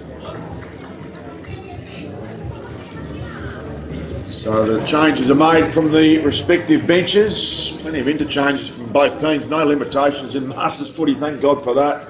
As Jay Dunn's put in a little spurt and he comes to the bench. And swaps over there. Bosco on. With Johnny Bosco, who received the Archers a few starts back. Come out onto the wing. Very smart by Dunn and Bosco, just changing on this wing only. Ball up in the middle. Can they get 2 in a row? Look at the Athelston. They run forward, they surge, Matt. With 3 and 4. Coombe. Dangerous position. Gee, is that held on to the arm? Great recovery. Flick pass out. Gee, turned everyone inside out there. That was really well done. Turned and went the wrong way. Was that Tim Heath on the left boot? Yeah, had plenty of time there, Tim Heath. I thought he slotted that with the left foot snapper, but just must have slid through for a point in the last couple of seconds. So quick kick out of that full-back position. Go out at the far side. Lovely mark in a one-on-one contest there to Timmy Johnson. Looks at the play on. Goes to true centre wing, far side. Atherton leading the race. Battle of the long sleeve on that far side. Flicks it forward. Johnny Wright. Best position. That's a drilling ball inside forward 50 to Hay. So he's a dangerous forward. He gets to the pocket over his intended target. Some great work at ground level. Some good mopping up as well. Do they concede the behind? Eventually they do. Run out of options and tarmac there was Damon Joseph. And Gagliardi will do the kicking duties for the Raggies when he somehow gets through the picket fence, through the vineyards out the back, pick up the ball and say hello to the crowd as he goes through. Didn't look after his teammate there, Matt. He handballed the ball out over the bloody fence and said, you go get it. So Athelston load up again. There's numbers everywhere here from both teams. Oh, one hand goes in, over near the boundary line. Gee, spent it before he got it. That looks like Silcock. It is. This time with the right foot and picks out the Athelston player in the white boots. Doing very well. So they'll load up again out this side, heading towards... Ooh, I think he's pushed both players there. Take your Luke pick. Stewart. Give it away. Oh? No, it should be a free kick to the Athelston player. Yeah, it has, yeah. He's pushed both players, the 29 from the Vikings. Yeah. And one of them will eventually get the free kick. 25 metres. I think the umpire's actually confused him. He should have just said, look, it's their free kick. And I'd be giving that ball off pretty quickly. What do you do? Do you drag yourself? No, you don't. Sure, you get happy with the umpire. Have a look at them, Matt. They're all the migrating wildebeest. That's a good 70-metre penalty again. So they're playing immediately through the penalty. Goes out towards Nicolizzi, been close to the best man on the ground, him and Johnny Wright. Also Coombe from Athelston goes straight up towards that tall target. Great contest out the back. Couldn't take the mark there. In the end was Chilvers. Mark Chilvers will retrieve the ball. It'll be a ball up. Bit of height about him, Matt. Corridor. He's a big unit. Got the long-ranging arms as the plethora of players come through the interchange gates right in front of us. Chilvers tries to get it down to Heath. Could have been some holding on. Quick kick around the corner. That one should go out. And this is where it should be last possession out of bounds off the boot of Shane Drury. Now, umpire, as you do in this level, we'll bring it back to that centralised corridor for what was replaced as the boundary throw-in. Good tap. Goes in the direction of Heath and Co. And a great paddle on the boundary line by Johnny Wright. Really the only player that wanted it. And off the shin and the kneecap there of Drury. Pleading for out of bounds on the fall. The umpire says, my ball, I can't see that far. We'll bring it back to that central corridor. We'll have a rinse and repeat, Tony Neal. How's the Sanger going? A little bit of turkey, avocado on the whole meal, healthy. Oh, magnificent. Got the omega-3 in. Plenty of those beautiful fat and oils that you get from the avocado. Johnny Wright paddles, only goes as far as Coon, ripped out of Coon's hand by Johnny Wright. He's escalating in the Archie's race, goes towards Jace Hall off the shin. There's no third umpire to go upstairs for that one. We'll have a boundary throw in or a ball up. A true centre wing right in front of our broadcast position. Big thank you to Doladino on camera. He's been outstanding not only today but throughout the week. Now we'll have a ball up right in front of us here, Tony. Thanks to Tony and Mark up there at Newton Shopping Centre. That's where I got the food and fresh fruit, beautiful ham, cheese, bread. They've got the lot up there. Nikolitsky gets the free kick. Kick inside, player wasn't ready. Nikolitsky again goes back. Camden McIntosh lookalike on the mark. He's Byron Harrington. Good battle here. What's he going to do with it, Nikolitsky? Oh, he's got a player just clapping his hands out here. He's just feed me. Footballer. Good footballer as well too, Matt. Yeah. So Stuart. So this will go, Coon gives it a lead, but it'll just get inside the 50. As it does, they stand under it, the big jukes go up. Oh, good recovery. Where are the runners? Coon comes from behind, and we get yet another ball up, and the best catch of Tory you'll ever get up there at Tony and Mark as well. Nino's butchery, but anyway, back to the footy. So Chilvers to go up in a ruck. Loman up in ruck. Beaten on this occasion. Goes towards Harrington and Kane. Ralphie Verrill, does he keep it in? He does. Good right foot snap around the corner. And Leonard Carlier takes the mark. Hugged up against the boundary line in his left back pocket. Should be easily intercepted here by Nikolitsky. High up and a hopeful kick. But no one home for the Vikings. The Vikings have done the ball in their forward half of the first half of this premiership term. An ugly looking kick from Nikolitsky. And probably deserving of going out of bounds and giving everyone a bit of respite. Petrol tickets being cashed in as we speak, Tone. He's trying to share that ball, Matt, but in doing so he went out to the pocket. Like, they would have liked to see that more corridor. There wasn't much commanding leads in the leading patterns up there from 45, but ball goes down to ground level. If he gets out to state training, Matt, that's what you're going to have to instruct him on. Get the big G train up forward. 8 out of 9 in the trial game the other week at Stratorama. Might have just smacked Guernsey in. So he can get back from the knee, but Athelston here. Staying with ball and head. They've had a fair bit of it this quarter, Matt. Athelston, I haven't minded them. So lining up here.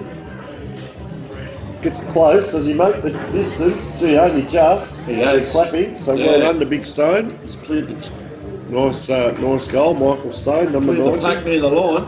Yeah. And what a thrill. Doesn't matter what age you are. You come out and have a kick of footy and you're playing on an AFL standard ground. Magnificent ground up here at Barossa Park. As we see the oath up on the screen, I swear that I will stand up, speak out and take action to prevent violence towards women and children. This is my oath, and that is the oath of the White Ribbon Australia, stopping violence against women and children. Big thank you to the Gawler District's Bunyips for all their work behind the scenes in the 10th anniversary of their relationship with White Ribbon. All comes out towards... great evasion. Excellent work there by Bosco. Goes straight down Main Street. No one leading out. One for the fast runners. Clever work. Turns around the corner. Hits the post. Unluckily there. How good was that by Bosco? Ivanika. He had to run in. He was on the wing here, and I used to call it the hunter. If the opposition win the tap and they let it hit the ground, they're telling us that they don't want it. And that's exactly what you do. You go in and you hunt the ball. little close to the boundary out there, Matt, as you can see the people in the cars out there sitting in the back, sitting on the side. I don't know if it's through the horns, but the tunes here have been pumping all day. Yeah. I haven't got the hearing capacity to hear on that far side. Well, they had a bit of UB40 on earlier, and I'm thinking they need WD40. And then they had a bit of Queen with Under Pressure, and I thought, well, there's a theme if ever I've seen it. So they're playing the themes to their, I guess, the level of players out there. As that ball comes around. Red wine, if you don't mind. What a great hit that was, and you're in the right region for that one. As that ball goes up and under, Athelston player comes through, swats it. They've had to turn around towards goal a few times this quarter. Oh, there's a big collision. Anyone's ball, unable to take it. Brenton Holmes is probably licking his lips on that one, and his teammate came through. But it's right in a dangerous position. Watch out for Craig Coombie, number 1. The left footer at the back of this pack. He's come inside. There he is! Oh, pushed out of it. Not quite at Richo Colt level, but not far off it. Oh, I'll tell you what, Nikolitsky came in and just went rag there, man. He just let himself flop and let them come to him. Tell you what, Tony, there's still a quarter to go, but if we had to give out the best player on the ground at the moment, I might go the Archies to Nikolitsky, and we'll keep Johnny Wright's head warm with the beanie. Might have to split it. It's the way it's the way I'm looking at it at the moment, but it's been a great game. High standard for AFL Masters SA footy. So thrown up at true centre half forward. Been a real arm wrestle for the last few minutes, taken high there. Umpire agrees. And they should spread quickly here, the Vikings. Just funny looking at the quick one on the nicknames down here. Kev, number 70, well that'll be Kevin Grant. And Shane is number 4 for Shane Drury, but number 42 is Dale Merchant, and his nickname is Divots. Okay. Can't be a good golfer, Matt, with a name like that. No, so O'Connor comes out towards our broadcast side, clever kick. He finds the chest of Jesse Bennett, spearing ball. Wow. Finds Hay. Loves this situation, dangerous forward, hits that hot spot. Got a couple of options up there. No mark taken, comes out the back. Is there a coming goal on offer? They're swooping left, right and centre. Ball held up by Gagliardi. It's hard football, Matt. Hard football there. I've liked him today, Jesse Bennett, number 10, for Happy Valley as well. There's been a few of the sort of next level down, if you like. Good tap, go towards the boundary line. Smart work, just needed the composure and a clever little kick out of the defensive 50. Still inside that defensive 50, of course. They go a long one down the line. Got a couple of players, but a big number 9, he just did not move off his mark. And easy pickings for O'Connor. So there's still a kick and a half from home. O'Connor, deliberate approach, lovely kick. Almost a bit of tunnelling. And the umpire says, we'll have that my ball. And as the ball's wrapped up in the hands there of Julian Panchett. Nikolitsky, I'm just watching him at the back of this pack, number 9. So coming through comes Harrington. Handballs into dangerous territory. But Athelston are there in numbers. Here it is, flicked out. We've seen him do this once before this quarter. That quick snap left foot.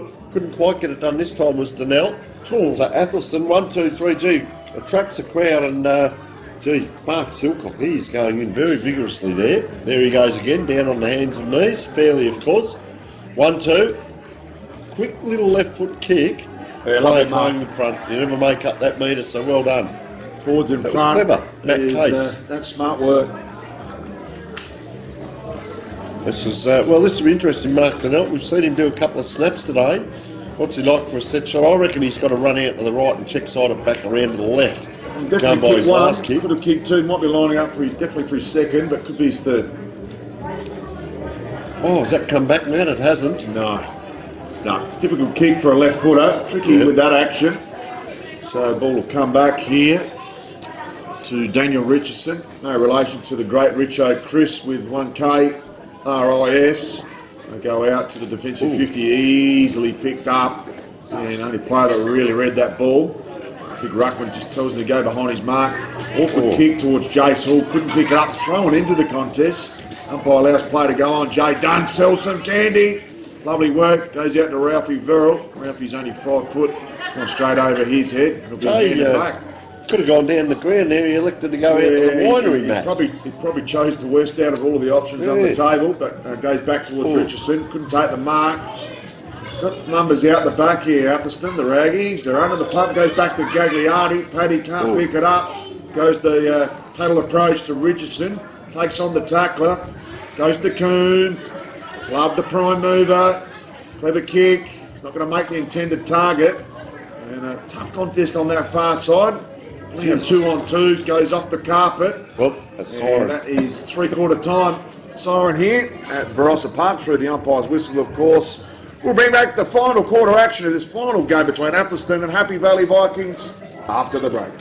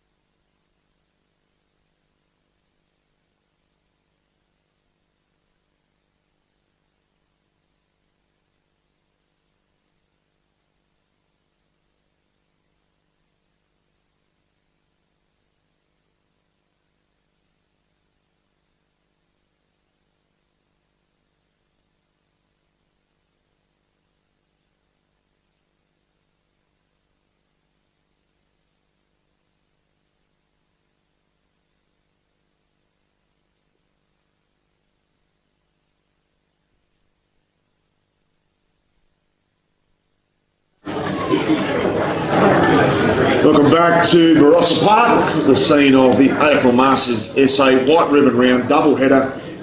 The second game between Atherstone and the Happy Valley Vikings. Been a splendid game and a wonderful game in the opener between Gawler District Bunyips and the Phantoms Football Club. We've had 3 games on the other deck, I think 2 games, sorry, on the other ground at the bottom here. And we had the initial clash between Trinity Old Scholars and Modbury. So Modbury was the bye round team this week, and hopefully that gives us the 20th team next year moving forward. Trinity Old Scholars, which featured Daniel Shell, former Fremantle and Adelaide Crows forward. Had the pleasure of playing on him, Tone, in a couple of games. What a coup he would be in that. Managed to beat him in a preliminary final, kicked him to 2 goals, and we won the match. And we played at Nord Footy Park the week after and went down, unfortunately.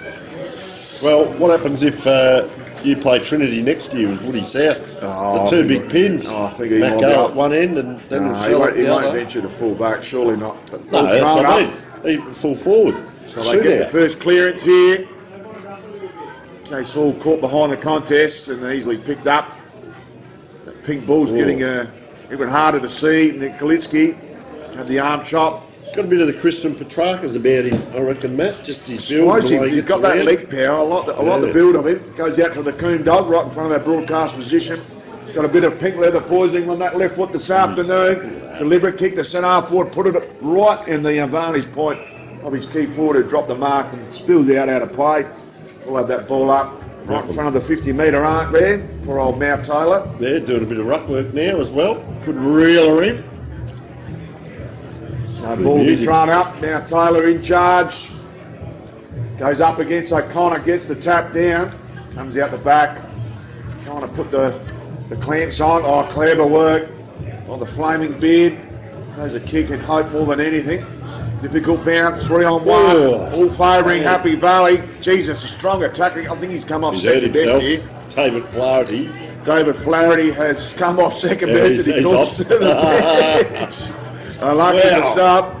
He went in hard. And normally the harder they go in, the easier it is, but he's come off second best. Contest there by O'Connor. Tim Heath, clever kick. Tomaji's forward in Milne to try and take that mark. Milne couldn't quite reap in, and it comes off hands. Clever kick. This is the opening goal of the last quarter. Beautiful goal. And a lovely kick to Drury. And Shane Drury. Not the North Melbourne captain that's playing for the Adelaide Crows, Drury, but a clever kick on goal. Matheson have been pretty clean today, Tane, and a well-deserved goal. Well, he snaffled it up, Matt. That's the idea of it. You get a half an opportunity, go for it, and he did. He jumped, he loved it. And that big hit by David Flaherty, I was just going to say, Matt, your ribs don't stop ageing as you get older, and I think he just found that out, as I did. Like peanut brittle, Tane. Yeah, I found that out late in my career. Retired 3 times, and it's not a good feeling, Matt. That's the old once, twice, 3 times a lady, Tane. So, ball up in the middle. Have a look, all Happy Valley to the left of screen. Now the player walks in amongst the Atherstone players. Coombe, hand of the ball. That's the one player that did put his body in. Oh, Nikolitsky's after the thongs, or the slides. Camden McIntosh lookalike Byron Harrington. Coombe, he's after it again. Couldn't quite snavel it out, so he just falls to the knees. And in doing so, holds it in. And they're out here. Risk equals reward. Look at the run from Atherstone here. There's a player on his own out here. Now they've been picked up. So there's a little bit of cat and mouse going on here with a couple of teams. Big punch forward this time. Whereas Drury, when you need him. I was going to say, that's going to be a difficult kick around that corner. That is desperate. That's like he's trying to win a grand final with a minute to go. That dive there by Anton Pipicella. Unbelievable. And they'll load up again. This is through Kevin Grant. Tim Heath's been out here for an eternity. Eventually picks up the ball, wheels and deals, goes back to Nikolitsky. Got a hand pass on. Geez, that's clever. Drury, previous goal kicker. Couldn't take the mark there. Close to the line was Chilvers. Goes through his hands for a rush behind. He too has kicked the last, he's kicked 7 points, if you like, as Drury. So not the first time today that we've seen that. Could be a 7-point play. He's white hot, Matt, on White Ribbon Day. Get it to Drury is the call. So kick in, lovely kick, and perfectly placed there. Oh, top of the defensive 50, ball's intercepted. Tim Heath, clever hand pass. They're queuing up. Does he go for home? He goes the inside outer. Man at the top of squares in front, juggles it, couldn't pull it in. Quick kick out. Could have come back with interest. Heath gets the punch. Clever work at ground level. Could have been legged. Umpire leaves the whistle at home eventually. Tim Heath should have been, he's taken his legs out there and deserves the free kick. Big Chilvers down forward there. He landed horizontally on the ball, so I think he's tested the ribs out as well. Sizes up the options, finds Nikolitsky with a beautiful chiseler. Man, that was a great kick. Nikolitsky's got the distance here. So don't doubt it. He is into slight breeze. The breeze has dropped away as the game has progressed, but it has been predominantly the non-scoring end. Well, Big Chilvers took 2 steps there. So hovering. Here he comes. He's had the full 30 seconds allotment done. He's going to go to the pocket. Winds up, high up and under. To no one in particular. He goes over the head of all comers. O'Connor flicks it back in. Not sure if that was his best option, but eventually out of play. We'll have a boundary throw 20 metres from home for the Raggies. Big Taylor and Chilvers down there. Chilvers gave a pretty long lead. I thought he took 2 steps and that was it, but he then took off.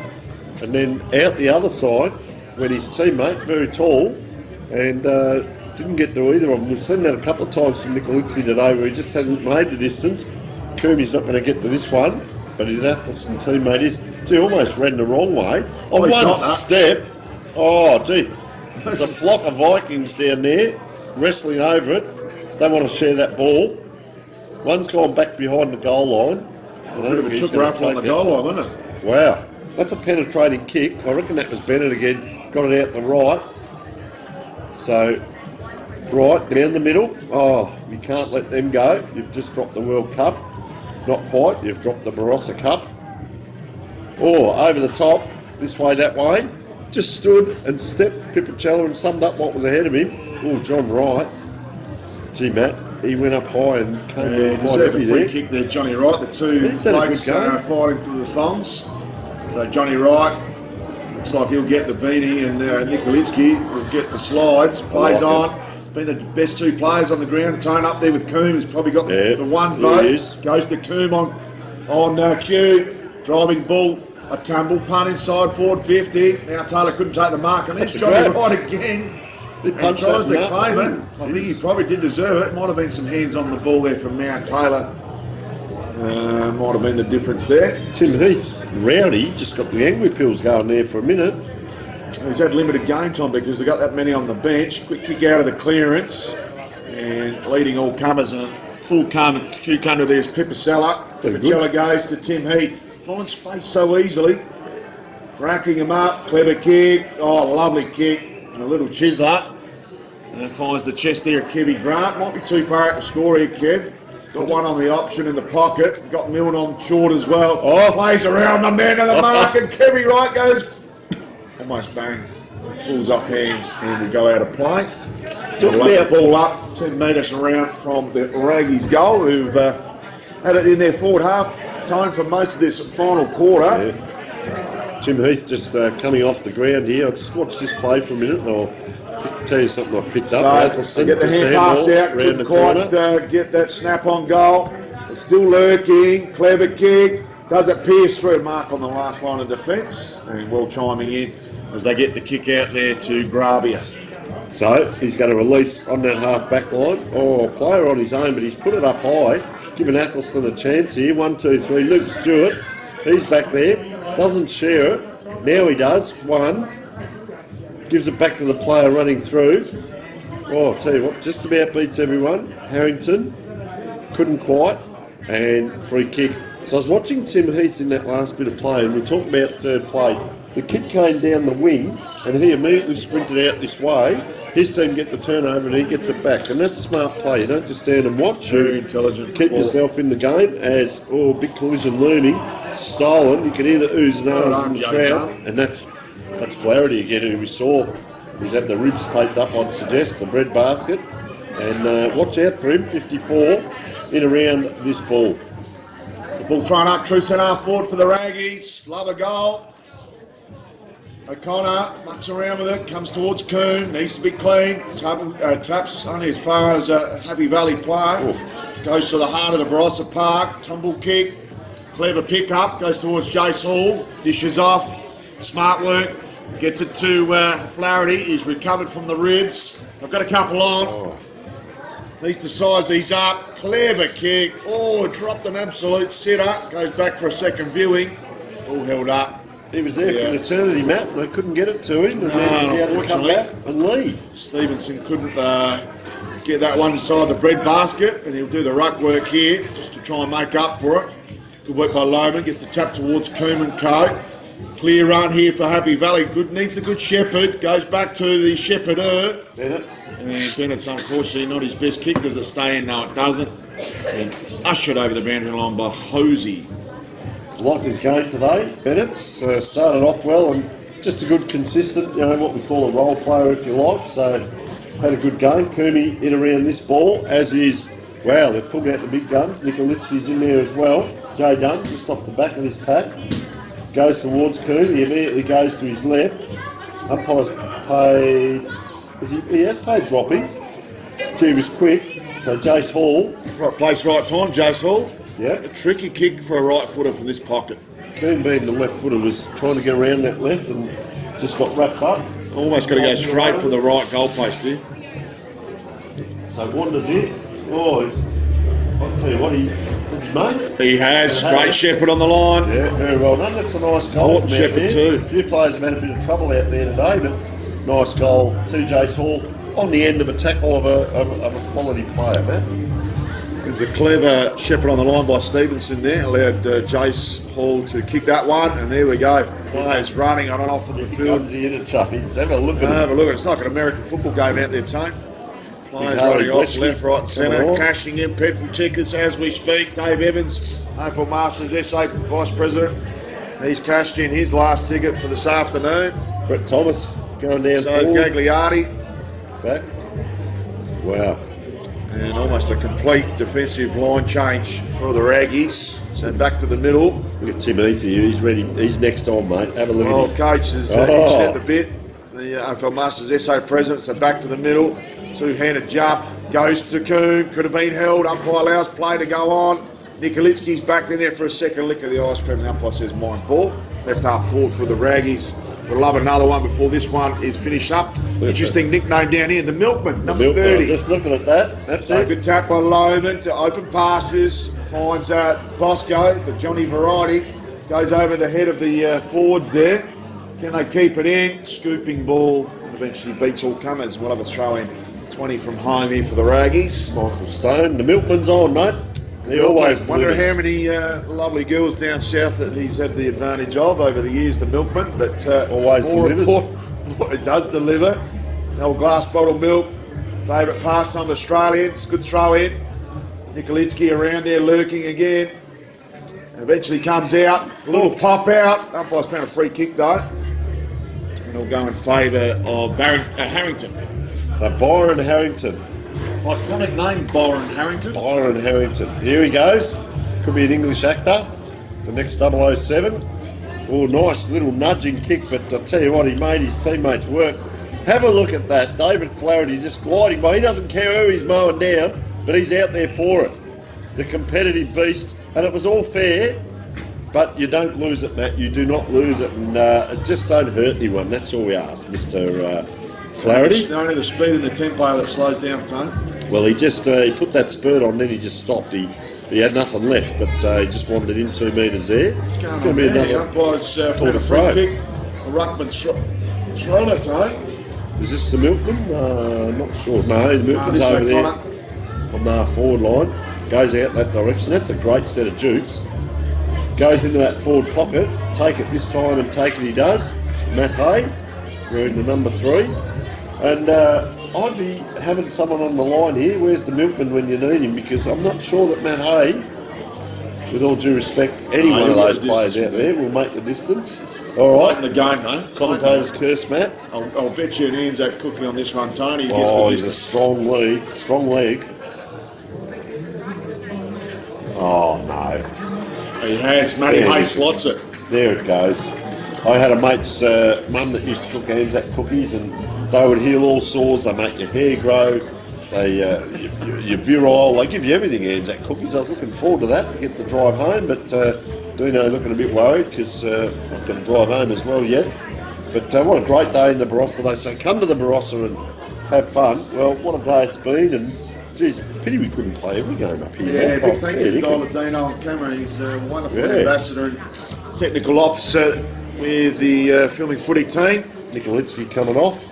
And, haven't lost anything there. I've liked Pipicella on this wing. Jesse Bennett in ruck, does the double-handed approach. Both ruckmen do the basketball jump. And Harrington's been brought down too high, according to the umpire. Lucas Stewart giving away the free kick. He's played a great game off the back flank. Lucas Stewart now in the middle. Harrington gets the ball out. Jesus, a laconic build-up here from O'Connor. Goes to half forward, tunnelled under the ball. Smart defenders will do that. Bosco. Geez, he's gone there, Bosco. That's holding the ball every day of the week. Strong tackling here from Flaherty. He's made the burner. Goes to the pocket. Oh, great little chiseler. Mate to earn that ball there was Timmy Stevenson. Good to see Flaherty coming off this time, not in pain from the ribs. Throws the arms up and he says, well, stay out there. One had to stick at some point, Matt, because he's been vigorous today. So Timmy Stevenson, toughish angle. And would love a late goal in this game. Stevenson hit that right hand goal post, straight through the middle of the points on this occasion though, Tone. Well, and Paddy Gagliardi to do the kick-in duties. we saw a teammate kick one from there earlier on, and it is a difficult pocket as kicks that out. Jay Dunn. Very smooth moving. Look He's at got the Coombe Coombe dog still there. running. Comes inside. Coombe's still going. Who's with him? Looks like Sam Wall. Little chip comes over. There it is. He'll come back on his left. He should be up to that this part of the game. Coombe. That's the most dangerous kick in football. Jay Dunn, hasn't he? Ran a long way. Jeez, he was off there, Jay Dunn, every day of the Put week. his hand up, didn't he? I reckon he knew. O'Connor, that was good work by the big man on the mark. So plays on, clever kick. They got this to half forward. Players are out of position, particularly the Happy Valley Vikings. Oh, Johnny Wright firms up his beanie, Please. deserves one. Lovely work. Couldn't take the mark there. Oh, was Richardson. Oh, Eventually yeah. comes out. Flaherty. Can he size him up? Goes for home. He's kicked an absolute ripper, and reward for effort for David Flaherty. He's got half a rib cage caved in. He's been courageous out there, Tone, and deserves a goal. Well, it was a good goal. I was a bit worried because there was no one in front of him that he had to clean up first. So I didn't know what he'd do when he had clean, fresh air in front of him. But he has got good skills as well. So it's one thing to be tough and rugged in there, but Well, how he having takes the finished game like on that- Flaherty. He played Yep. extremely well in that over 45s versus over 40s. Yeah, over trial game 45. at- Wow. at the Strata Armour. He's well really done. composed and ball in hand. He's just a real junkyard dog, loving how Go he off for the goes about. state team at all? Not sure if he's going, but a lot of the players that did play are playing Here he in is. the team. And you know what I like there? When it's your turn to go, he put his head over the ball. He'll always give just you an went. honest effort because it's nose to the Well done. grindstone. Yeah, just don't hurt anyone out there. That's all we ask. Here he goes again. Bang! They're all battering Matt, around. you know you played a game when you're up against David Flaherty. Whew. Well, Too far left in this one, Tone. we probably Thank drive you the bus again, home as well. Work like a Mount Barker. Oh, fantastic. The Andrew Bailey. Oh, up and down. Too many long sleeves there for Athelston trying to do some work. Gee, umpire quick on that. Yeah. Look at him run though still. Look at Happy Valley. Is there one round to go after this, isn't there, I reckon? Yeah, there is. And they're loading up here through Byron Harrington. There we say it. He says move forward, kicks to Dusty Martin. Not quite, because it's not the man we think he is. Geez, I tell you what, he's giving it off. Byron Harrington, what's he going to do? Gets out of trouble because he's good enough to do it. Happy Valley go forward. That's a great kick in, but who's there? They get to the front. Scoop under, tunnel ball. Umpire's blowing the whistle again. And, okay, what do you reckon on the distance this time, Matt? It's about 3 more metres. Beyond range, here. 3 more metres? Yeah, I think he needs the man of the mark there. He's already pissed off. Wow. That's one of the longest kicks we've seen today to the pocket. Boy, oh boy. And the umpires have to work now. They have to work about 40 metres in to get this ball up. Byron Harrington just sniffing around here in the orange boots. Must be fresh out of playing, I reckon, Byron Harrington. Because he probably wore them in his normal home and away stuff. He wouldn't buy them from Masters, surely. But good luck to him if he does. He's played a great game. Coombe chips it out. Can't quite Happy Valley. Bennett's always run into trouble. Bang goes the big boot of O'Connor. Dangerous position. Oh, the Jukes! The Jukes are up. Matty Hay. I thought he was reaching up for 2 bottles of wine, or he's going to pluck a couple of grapes out of the vineyard. And up they went. And it stuck. The pink ball finally, Matt. The slipperiness has gone after 2 games. Good grab. I don't care if he kicks it on the full, but he kicks it straight through the middle. And if those kids are smart, it's under the car there. They'll knock that ball off and run now. Because you've got a new, fresh pink Sharon. That might be just about it, Tone, because there's no one behind those goals. We've got a young lad trying to trail in. No, he's just mucking super around, dangerous isn't on that back wall. Two Oh, just he's on the walking on other. the back wall on Yeah. this side of the oval. Oh, don't look away now. Jeez, up health and safety 101. And the ball's caught under. There's a man with a baby behind the fence. Thank Don't goodness. do what they do in the American baseball and try and reach over the fence Oh, no. and catch those Trying balls. to get the ball. That is off health and safety, Eventually, it is thrown over There the it is. fence. And that is it. It is game Round of over here applause. between Athelston and the Happy Valley Vikings. Tone, I'm going to have to make my way down to ground level As you do, Matt. As you do. And we might just take a little break here momentarily while we get these post-game celebrations prepared. Big thank you for watching Filming Footy this afternoon, bringing all the AFL Masters SA action. And also big thanks to Worklocker Mount Barker. Who are you picking?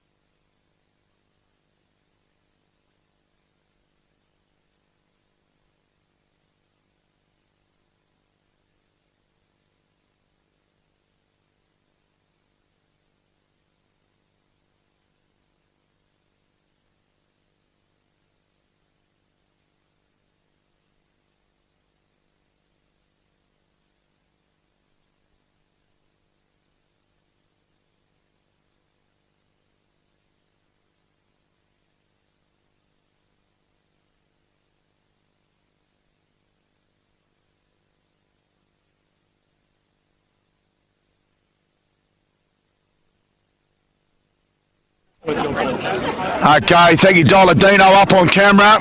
Ready to go down here at ground level with the AFL Masters S8 round 10. White ribbon round match day presentations after the game between Athelston and Happy Valley Vikings. What a wonderful display from both teams. We're actually going to break tradition here. Normally we give one player the best on ground honours. We could not break two players. So we're going to actually give Terry Nikolitsky the thongs for Archies. And there you go, Nico. Thank you. Now stay here, Nico. Stay here. Now they're not your normal Hong Kongs, Nico. They're worth about $70. All right. All right. So get them on afterwards. Walk around and get a massage while you're walking around with the lovely Archies. Nico, you absolutely cleaned up from the outset today. We loved your work in the engine room. How'd you find it out there? Stuffed, absolutely rooted. It's very, very tiring in there. These blokes tackle pretty hard, so it was a good fun game. Yeah. Well played by both teams, and unfortunately, the Coombe Dog, you would have got the one vote today, but you've already got a fair stack of these thongs. I'd like to award one more other player. Johnny Wright will get the beanie to keep his head warm.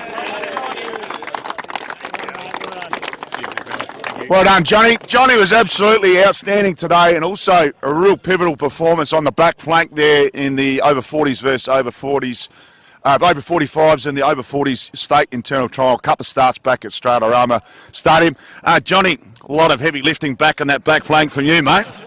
I love the back flank, it's good. But credit to the boys. We watched these guys the other week and we thought, oh, they got a big side and we had to really bring our game, and we're starting to do a bit of a press and it seems to be working for us. So it was a good game all round by everyone. Well done, mate, and well played. This is Matty Gale signing off. White ribbon round, all one and done at Barossa Park. We'll see you at the footy round 11 action. We'll finish up the season very shortly. Well done to both teams. Big thank you to Work Locker at Mount Barker for all their support. Filming Footy, Sports Interactive and Archie's. It's been a wonderful round, and we'll see you at the footy in a couple of weeks' time. Thank you, and bye for now. Well done. Well done.